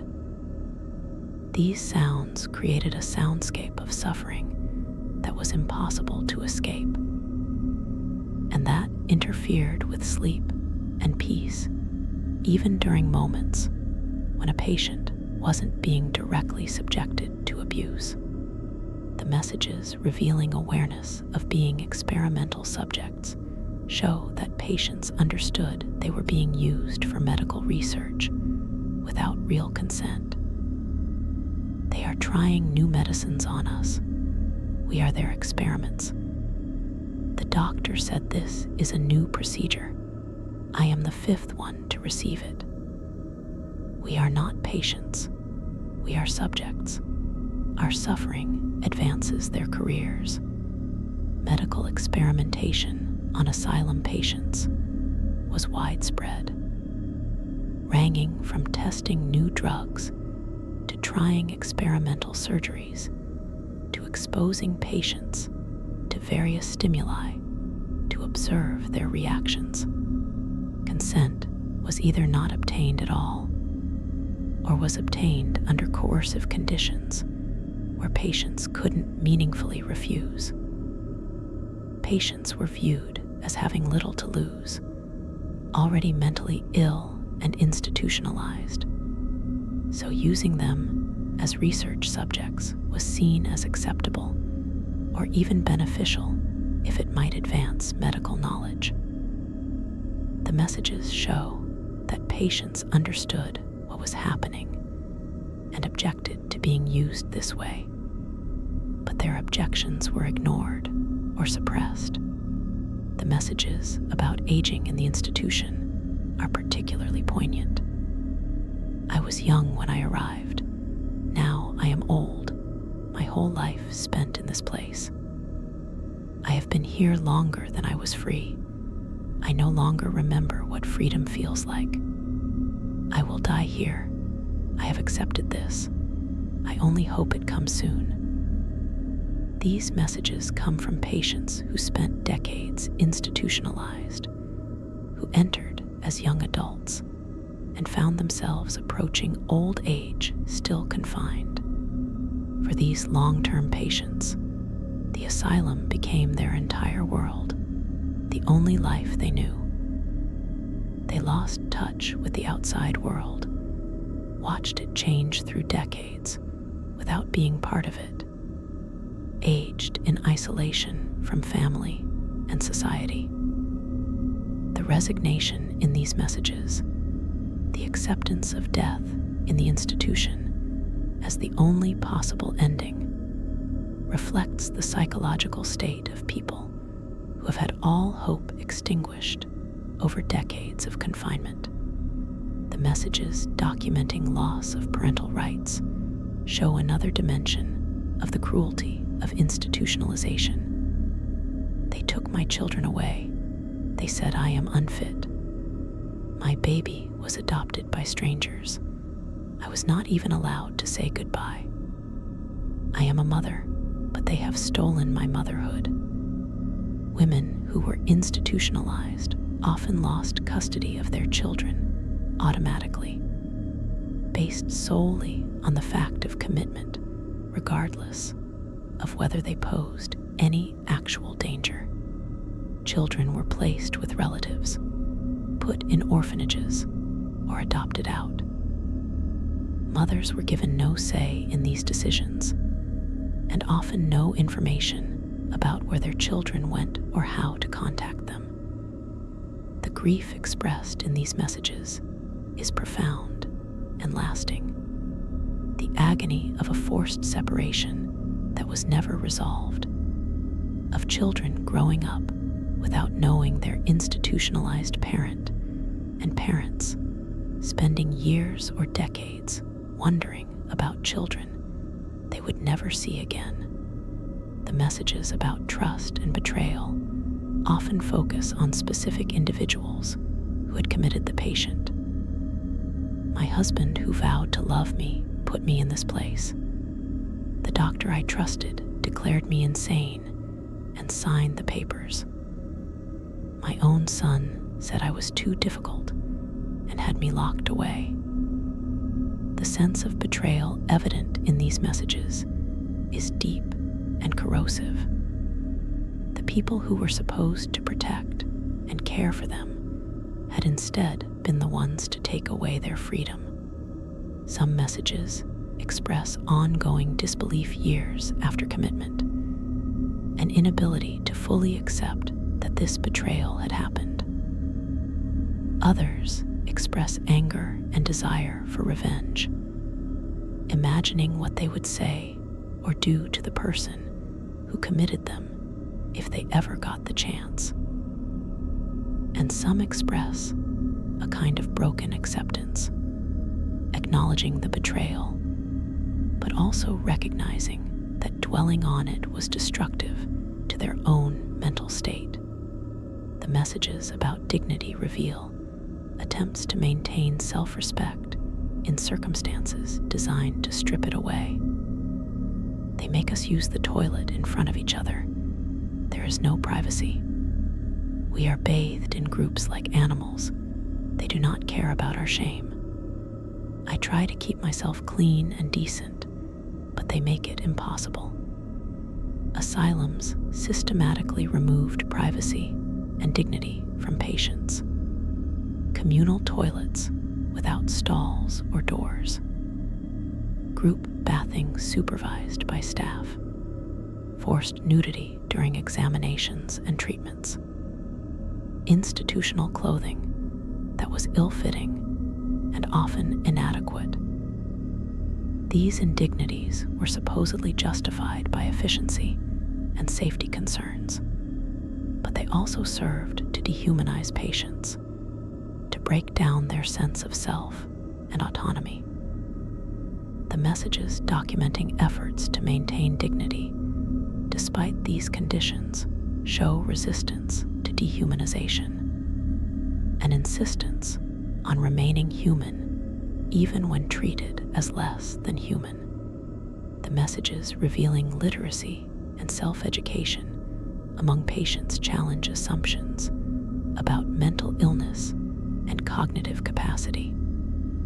Some walls contain copied poems, passages from books remembered from before institutionalization, self-taught lessons in subjects the patient was trying to learn.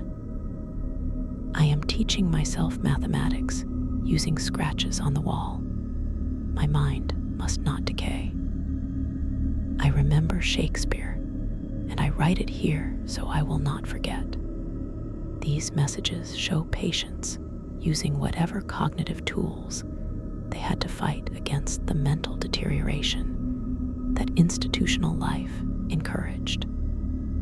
Without books, without intellectual stimulation, without opportunities to use their minds, patients created their own educational content, preserving knowledge and creating new learning experiences from nothing.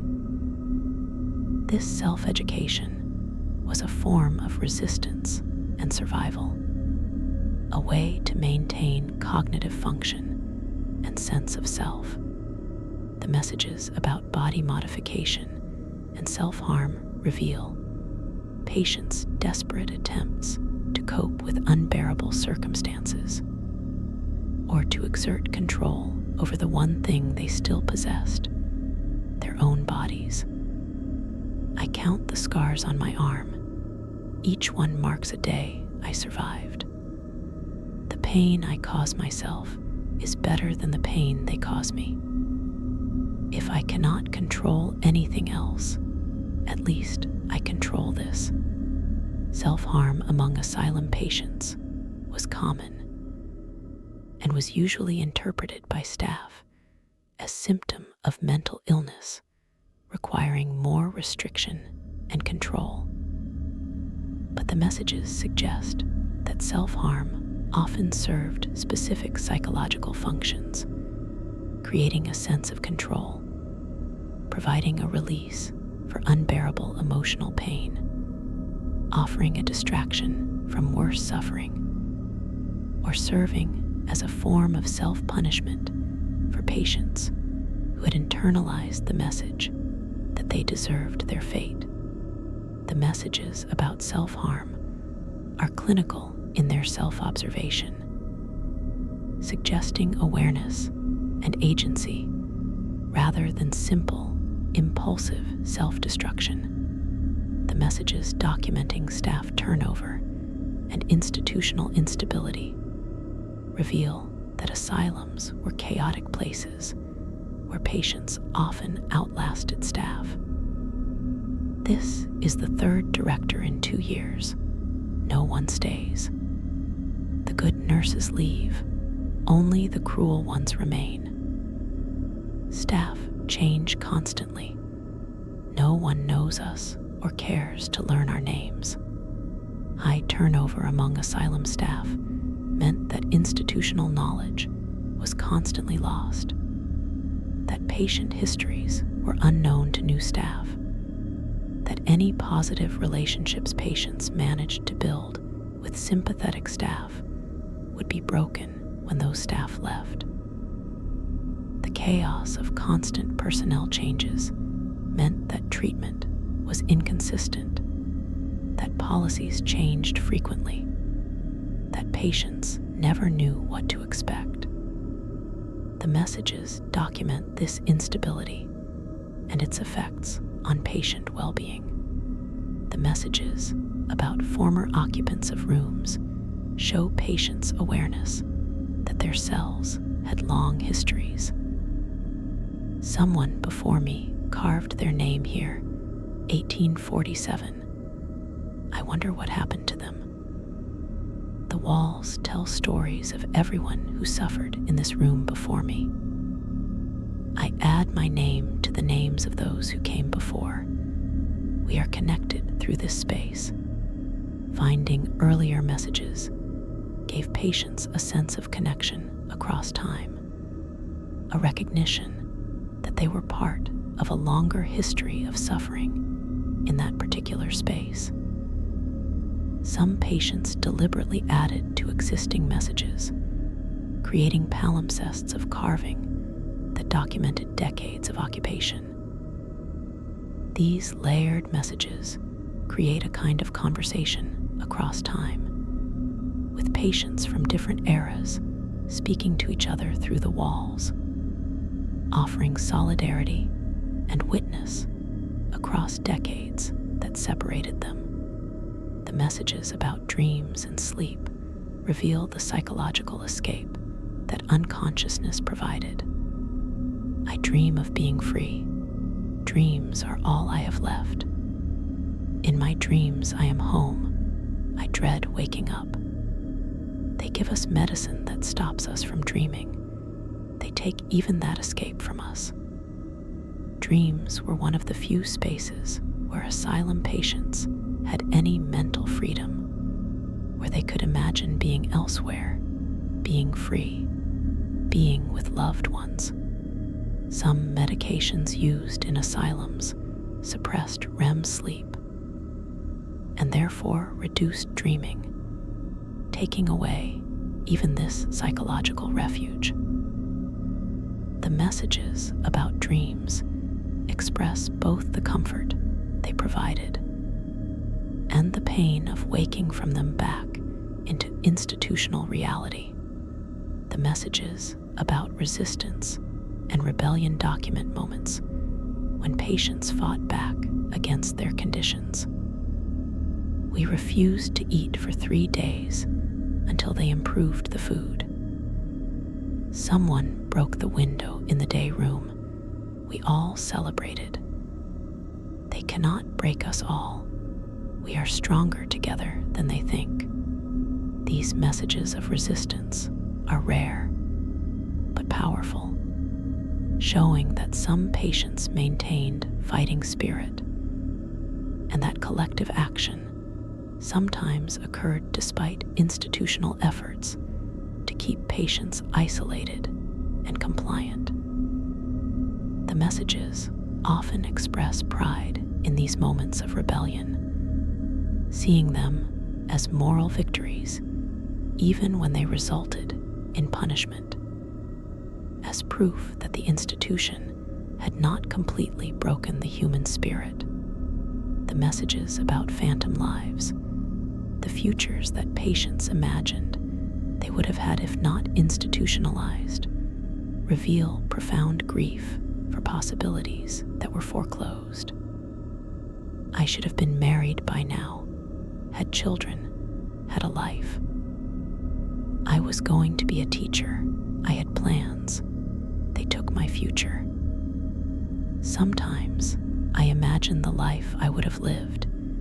It is more real than this place. These messages document a particular kind of loss, not of something that was possessed and then taken away, but of potentiality itself, of the future that could have been.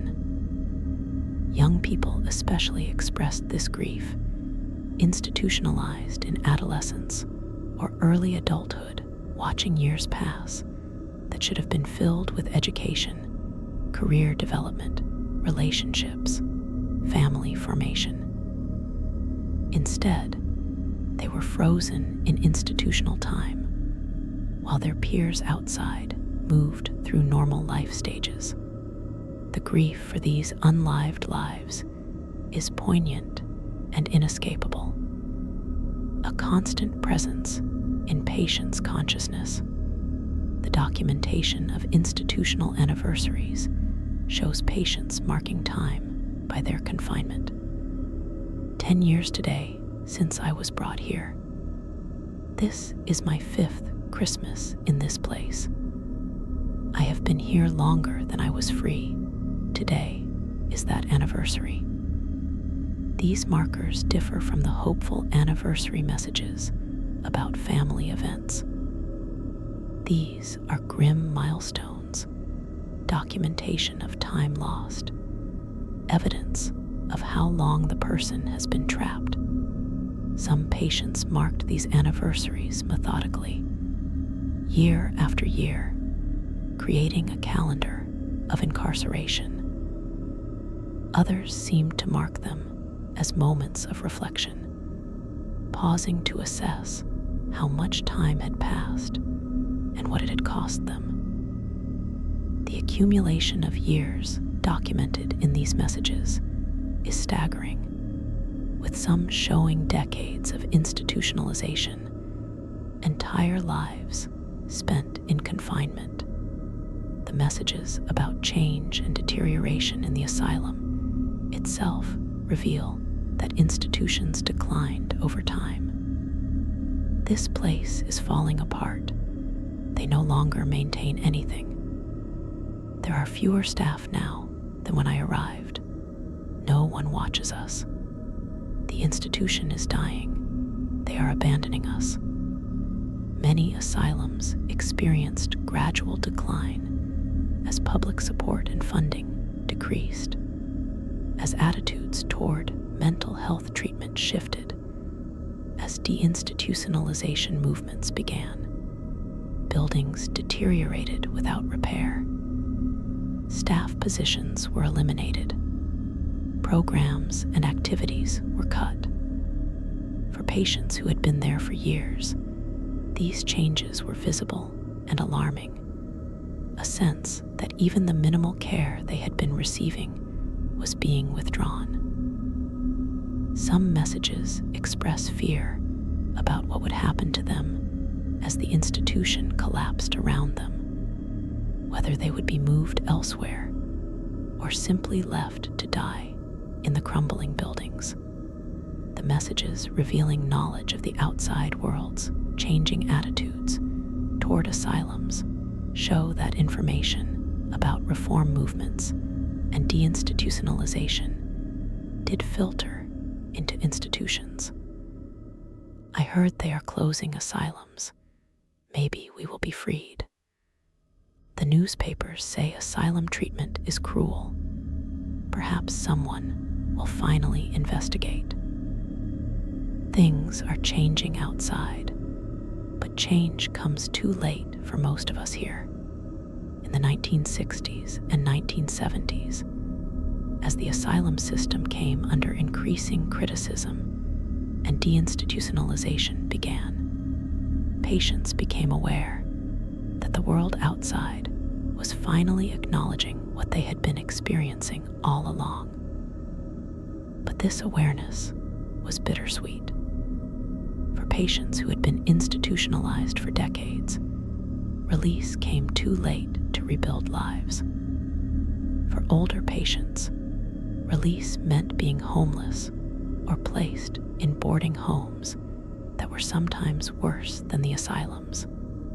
The messages express complex emotions about these changes.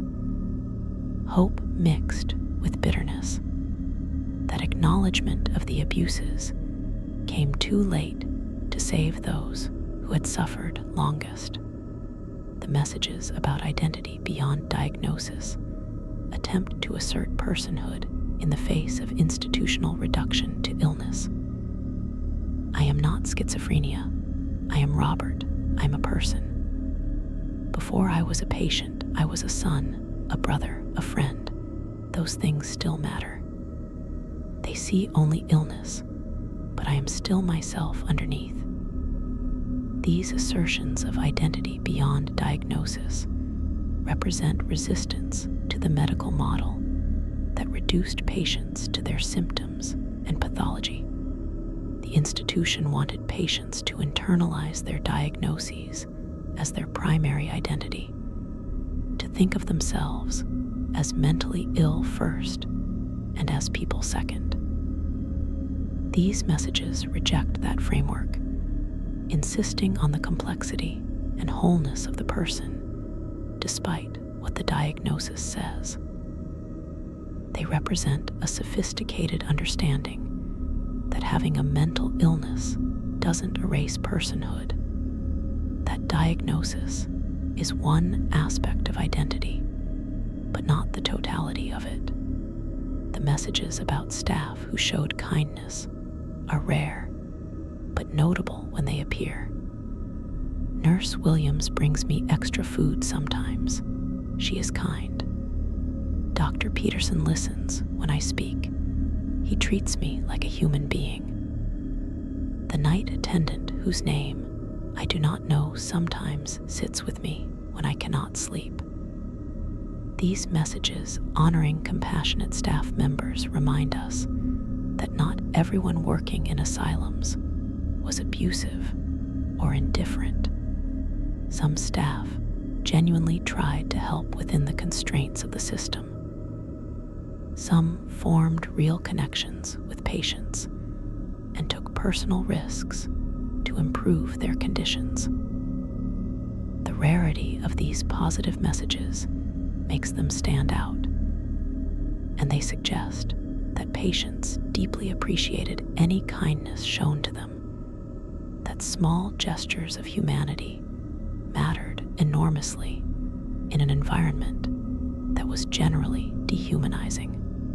The messages documenting physical pain beyond psychiatric symptoms show that many asylum patients suffered from untreated medical conditions. My tooth has been aching for months. They will not call a dentist. I am in pain from the fall I took. I think my arm is broken. They say I'm imagining it. I am sick, but they say it is all in my mind. I am dying, and they do nothing.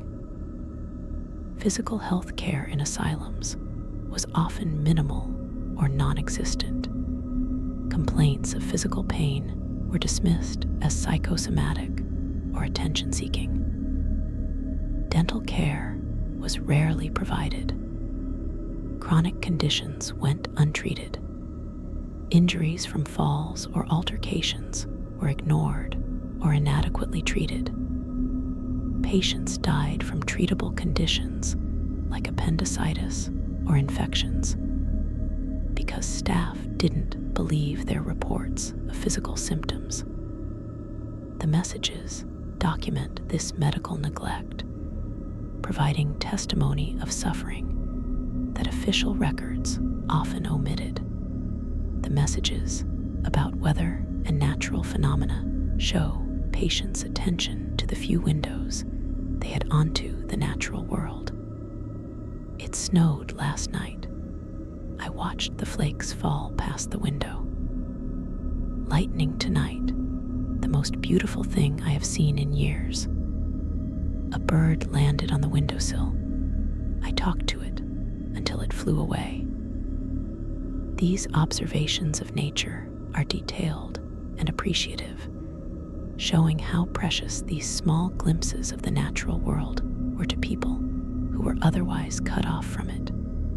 The specificity of these messages, documenting particular weather events or animal sightings, suggests that these moments were significant enough to memorialize rare points of beauty in an otherwise bleak existence. The messages about maintaining routines and rituals reveal attempts to create structure and meaning in institutional chaos. Every morning, I count to 100 to remind myself that numbers exist. I make up stories in my head and tell them to myself at night. I have memorized poems from before. I recite them to stay sane. These self-created routines served multiple functions. They provided structure in an environment where imposed routines were often arbitrary and dehumanizing. They maintained cognitive function through mental exercise. They created a sense of control over at least some aspect of daily life.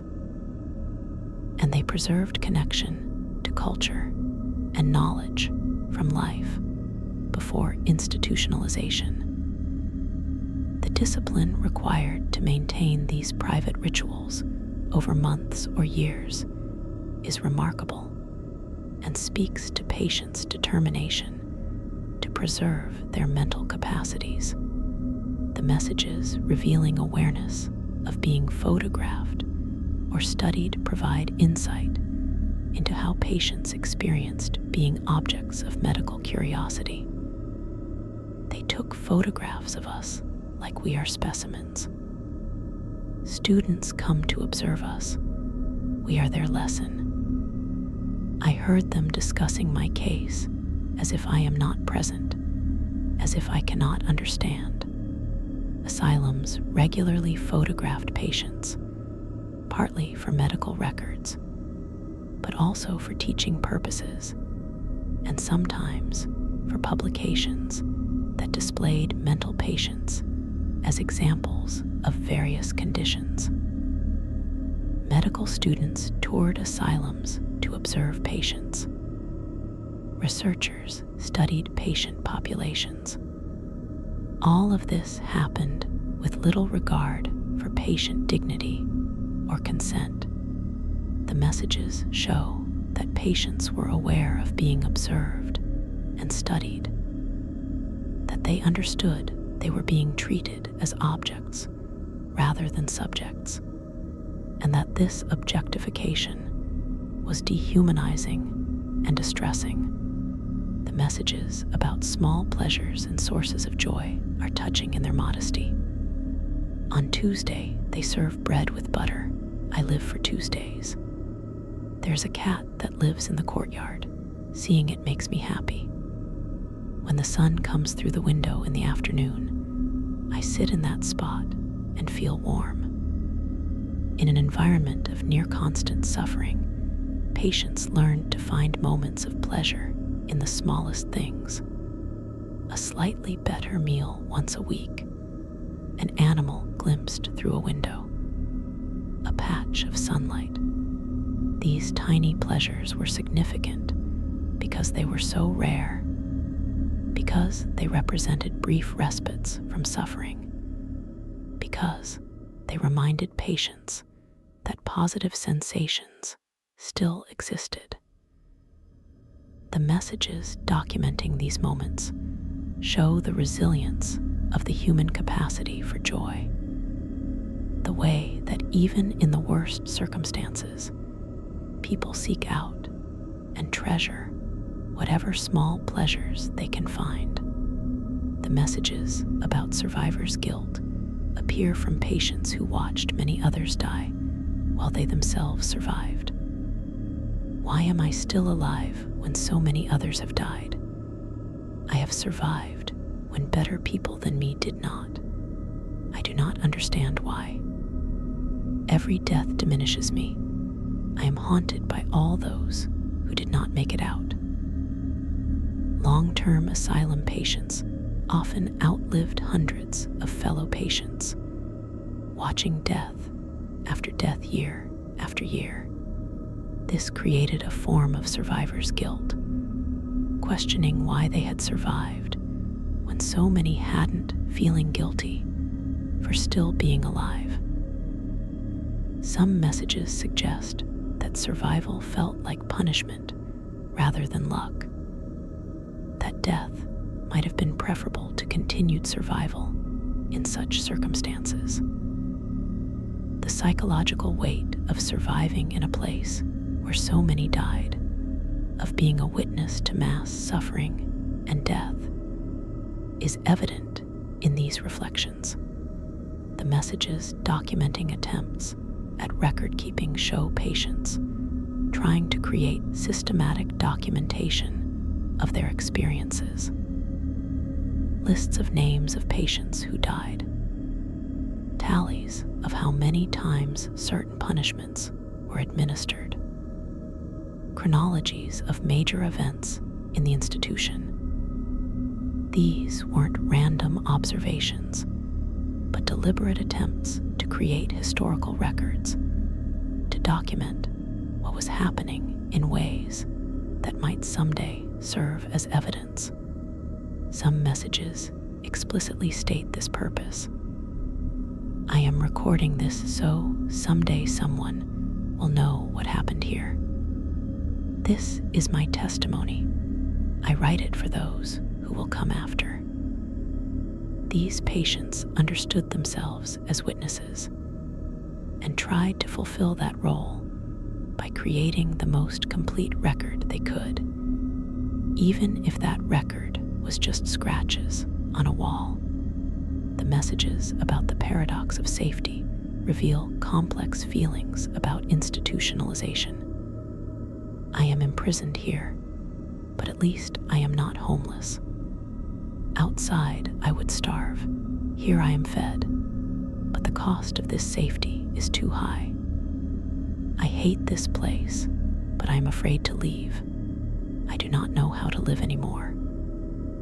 For some patients, especially those who had been institutionalized for many years, the asylum provided a kind of security, even as it oppressed them. They had shelter, food, and a structured routine. The idea of leaving was terrifying because they had lost the skills and confidence needed for independent living.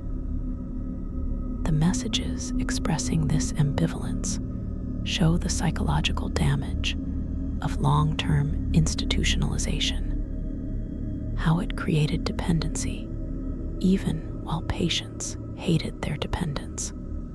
This institutional syndrome, the inability to function outside the institution after extended confinement, was recognized even by some patients themselves, and their messages express frustration and shame about their own adaptation to captivity. The messages about creativity and imagination reveal mental lives that remained active despite sensory deprivation. I compose music in my head, entire symphonies that no one will hear. I have written a novel in my mind. I wish I could write it down. I paint pictures with my thoughts. I can see them clearly even though they do not exist.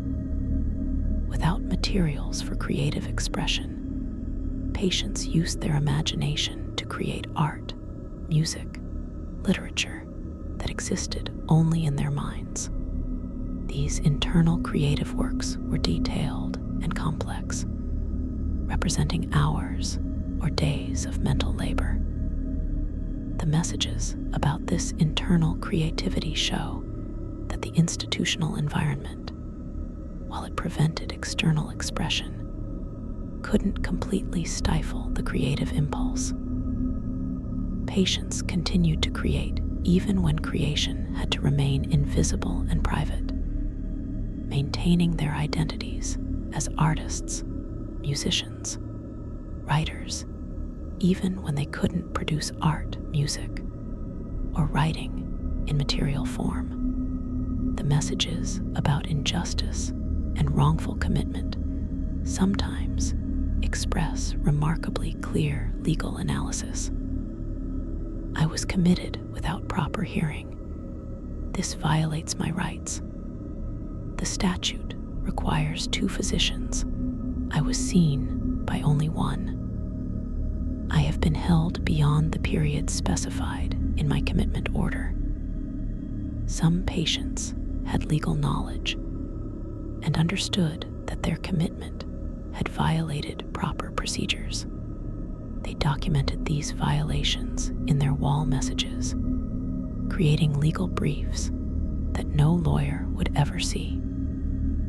The sophistication of these legal arguments demonstrates that at least some patients had the mental capacity to understand complex legal concepts and apply them to their situations. Further evidence that diagnostic categories were often applied incorrectly, or that procedural violations were common in commitment processes. The messages about losing track of life outside document gradual disconnection from the world. I do not know who is president anymore. I have forgotten what year it is. The outside world has become like a dream to me. I can barely remember it. Long-term institutionalization created a disconnection from current events, from cultural changes, from the progress of time in the outside world. Patients lost track of what was happening beyond the asylum walls.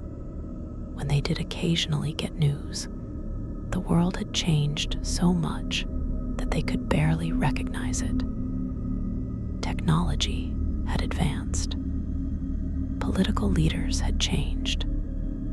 Social norms had shifted. This disconnection made the prospect of release even more frightening, because patients knew they would be strangers in a world that had moved on without them. The messages about institutional hierarchies among patients reveal complex social structures that developed in asylums. The ones who have been here longest rule over the rest of us. There is a system, you learn it or you suffer. The strong prey on the weak here. There is no protection, despite institutional efforts to control and regulate patient interactions. Informal hierarchies developed based on factors like length of stay, physical strength, willingness to use violence, or favor with staff. These hierarchies created internal systems of power and exploitation, with some patients victimizing others. The messages document this reality, showing that patients faced threats not just from staff, but from each other, that the patient population itself was divided, and sometimes predatory, rather than unified and supportive. The messages about specific dates in asylum history mark moments that were collectively significant. May 14, 1952, the day the roof collapsed and 3 people died.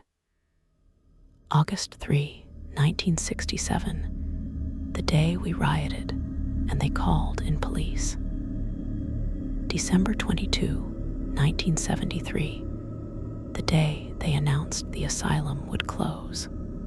These dates mark events that multiple patients reference, suggesting that certain moments became part of institutional collective memory, stories that were told and retold, dates that were memorialized. These messages create an informal history of the institution from the patient's perspective, documenting events that official histories might omit or describe differently. The accumulation of these marked dates across different walls creates an alternative chronology of institutional life. The messages about body awareness and disconnection reveal the somatic dimension of psychological suffering. I do not feel like I inhabit my body anymore. My body is a stranger to me. I watch it move without willing it. The medication has separated me from myself. I am not sure where I end and it begins. These messages describe dissociation and depersonalization, common psychological responses to trauma and to certain medications. The sense of being disconnected from one's own body, of observing oneself from outside, of not fully inhabiting physical form, was distressing and disorienting. The messages attempt to describe this difficult to articulate experience, creating language for sensations that seem to defy description. They provide insight into the phenomenology of dissociative states and into how patients experienced the side effects of medications that altered their sense of embodiment. The messages about institutional myths and legends show that folklore developed within asylums. They say there is a tunnel that leads outside, but no one has found it. The ghost of a patient who died walks the 3rd floor at night. There is a room in the basement where they take people who are never seen again. These messages document the stories that patients told each other, explanations for mysteries, warnings about dangers, hopes for escape routes. Whether these stories were based on truth, partial truth, or complete fabrication, they served important psychological and social functions. They gave patients something to talk about besides their immediate suffering. They created a shared mythology that bonded the patient community. And they expressed deeper truths about the asylum, the sense that there were hidden spaces and secrets, that people did disappear without explanation, that death haunted the place. The messages about the concept of cure reveal cynicism, about institutional claims of treatment. They say they are curing us, but we only get worse here. There is no cure in this place, only control. They keep us here not because we need treatment, but because society wants us gone. These messages express awareness that asylums were not primarily therapeutic institutions, despite their medical framing. Patients understood that cure was not the actual goal, that treatment was often punishment, that institutionalization served social control functions rather than medical ones.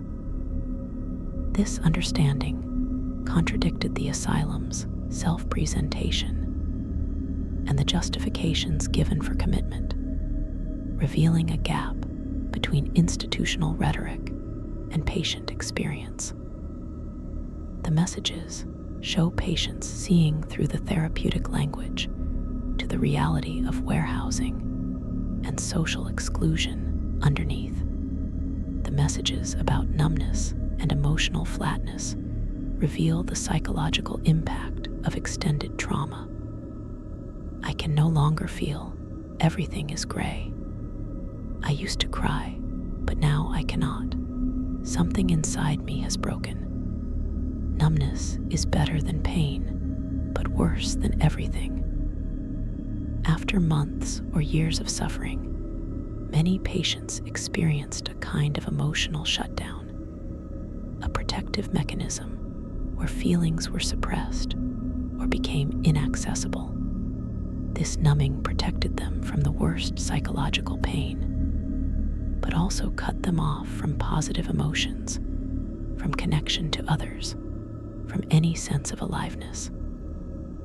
The messages describe this state with awareness of what has been lost, recognizing that numbness represents a kind of psychological death, even while the body continues living. This insight into their own numbing shows a meta-awareness that was itself remarkable. Patients observing their own emotional processes, even as those processes shut down. The messages about wanting to be believed are perhaps the most fundamentally human. Please, whoever reads this, believe me, what I say is true. I am not lying. I am not confused. This is really happening. Believe the patients. We are telling the truth, even if no one listens. The core trauma of Asylum experience was often not just the suffering itself, but the fact that no one believed you when you reported it. Patients' testimony was systematically discredited, dismissed as delusional or exaggerated or manipulative. This disbelief compounded the abuse, making patients doubt their own perceptions and memories, creating a kind of gaslighting where reality itself became uncertain. The messages pleading to be believed represent attempts to establish truth, to insist that patient testimony is valid and reliable, to create a record that might be believed even if the living patient never was. The messages about witnessing and bearing testimony express a sense of moral duty. I have seen terrible things. I must record them even if no one ever reads this. Someone must remember what happened here. I am a witness to these crimes. This is my testimony. Some patients understood their role in explicitly moral and historical terms. They saw themselves as witnesses to atrocity, with an obligation to document what they had seen, even if documentation seemed futile. This sense of duty kept some patients carving messages, even after years when nothing had changed, when no one had discovered their earlier messages, when there was no evidence that anyone would ever see them. The act of bearing witness was valuable in itself, independent of whether the testimony ever reached an audience, because it was morally necessary to record wrong even if the recording changed nothing. The messages about death wishes and suicidality are direct and stark. I want to die, but I am too afraid. Death would be mercy, but I am not allowed even that. I tried to kill myself. They stopped me and punished me. Now I must live. Suicidal ideation was common among asylum patients, understandably given their circumstances, but acting on suicidal thoughts was difficult in an environment designed to prevent it, and attempts were punished rather than treated as signs of severe distress needing intervention. The messages about wanting death are expressions of hopelessness, so complete that non-existence seemed preferable to continued existence. Some messages were written shortly before successful suicides, serving as final statements. Others were written by people who survived to write additional messages over months or years, documenting ongoing suicidal thoughts that persisted but weren't acted on, either from fear, from hope, or from simple biological imperative to survive. The messages documenting daily life in minute detail serve as ethnographic records of asylum existence. Wake at 5:30, dress, breakfast at 6:00. Sit in day room until noon, lunch, more sitting. Dinner at 5:00. Bed at 7:00. Same every day. Monday is bath day. Tuesday is laundry. Wednesday the doctor comes. Thursday is nothing. Friday is nothing. Saturday is nothing. Sunday is church.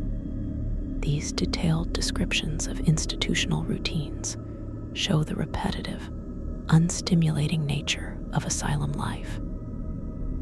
Days were structured, but meaningless, filled with time, but empty of activity or purpose.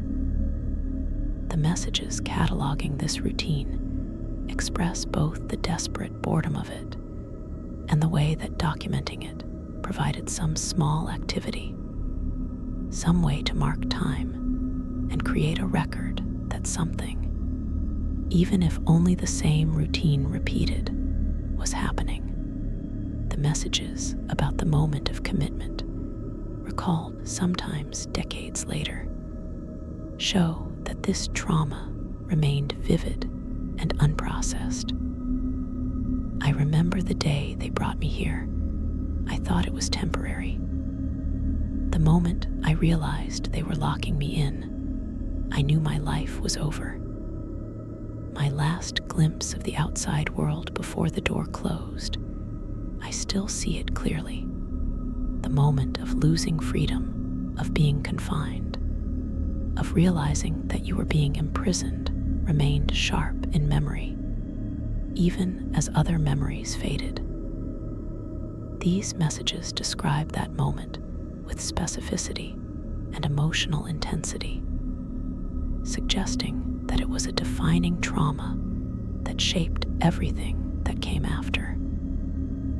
The clarity of these memories, preserved decades later, indicates the psychological significance of the moment when freedom was lost. The messages about hope for vindication express a belief that someday the truth would be known. Someday they will understand that we were right. History will judge this place harshly. When this is over, when the truth comes out, they will know what was done here. These messages show faith that even if current authorities didn't believe patients, even if no one was listening now, eventually the truth would emerge and be recognized. This hope for eventual vindication kept some patients going. The belief that their suffering would someday be acknowledged, that those responsible would be held accountable, that the historical record would correct the injustice, even if justice in the moment was impossible. Whether this hope was realistic or not, it served a psychological function, providing a narrative where suffering had meaning and would ultimately lead to some form of justice. The final category of messages, the ones that are perhaps most disturbing, are those that simply stop. Messages that chronicle months or years of experience and then end abruptly, with no conclusion, no final statement, just silence. March 1965, I have been here 8 years, and then nothing more. These incomplete messages represent lives cut short, patients who died, or were moved or lobotomized, or who simply stopped writing for reasons we'll never know. The silence after months or years of documentation is eloquent in its way, a reminder that most of these stories didn't have happy endings, that most patients who scratched messages on asylum walls never left those institutions alive. The abrupt endings stand as monuments to all the stories that were never finished, all the lives that were cut short or broken, all the voices that fell silent in those walls. As you drift toward sleep tonight, think about these messages, these desperate attempts at communication scratched into plaster and stone. Think about the people who made them, who had names and families and dreams before they were reduced to diagnoses and patient numbers. Think about the children who grew up in institutions, the adults who spent their entire lives confined, the elderly who died, having never regained their freedom. These messages are all that remains of them, all that survived the demolition of the buildings and the destruction of records and the passage of time that forgot them. But in a way, by remembering these messages, by reading them and thinking about them and talking about them, we bring these people back to life, if only briefly, if only in our minds. We become the audience they were writing for, the witnesses they hoped would someday find their testimony. We validate their experience by acknowledging it, by refusing to look away, by insisting that their stories matter and that their suffering was real. The asylum walls that held these messages have mostly been torn down now. The institutions closed, the buildings demolished or converted to other uses, the walls with their scratched messages destroyed or sealed away forever. But we know they were there. We know patients carved their stories into those walls. We know that beneath paint and plaster in dozens or hundreds of buildings, there are messages we'll never see, testimony that will remain forever hidden. This is the nature of historical trauma. Most of it is lost. Most victims leave no record. Most suffering goes undocumented. But what we do have, the messages that were found and recorded before the walls came down, those fragments are precious. They're direct testimony from people who were systematically silenced, proof that they existed and thought and felt and resisted even when the world tried to erase them. The scratched messages on asylum walls tell us something about human nature that's simultaneously hopeful and heartbreaking. They tell us that people will find ways to communicate even when communication is forbidden. They tell us that the need to be heard, to be believed, to leave some mark on the world is so fundamental that people will spend hours scraping words into walls with broken fingernails if that's the only option available. They tell us that hope persists even in the most hopeless circumstances, that people will continue to write messages asking for rescue even when rescue never comes. And they tell us that memory matters, that documentation matters, that bearing witness matters, even when it seems futile. As these messages fade into history, as the last asylum buildings are demolished, and the last scratched words are lost, we have a responsibility to remember what they said. To remember that mental illness doesn't erase personhood, diagnosis doesn't invalidate testimony. That vulnerable people telling us about their suffering deserve to be believed. The asylum era is mostly over, at least in the form it took in the 19th and 20th centuries. But people with mental illness still face stigma, still struggle to be heard and believed, still find their agency and autonomy limited by systems that claim to help them. The scratched messages from old asylums remind us to listen, to believe, to recognize the humanity of people with mental illness, to insist on dignity and rights and proper treatment, regardless of diagnosis. This is how we honor the people who scratched their stories into those walls, by making sure their experiences inform how we treat vulnerable people now and in the future. So as you close your eyes tonight, hold these stories gently in your mind. Remember Mary and James and Elizabeth and all the unnamed others who carved their names into walls. Remember the children who never got to be children, the adults whose lives were stolen, the elderly who died forgotten and alone. Remember that they were real people who suffered real injustice, and that their messages survived to tell us their truth. Let their testimony matter. Let their voices, scratched into plaster with broken fingernails over weeks and months and years, finally reach the audience they hoped for. We are that audience. We are the someday they wrote for. And by remembering them, by refusing to let them be forgotten, we complete the act of communication they began all those years ago. We answer their desperate messages. We bear witness to their witness.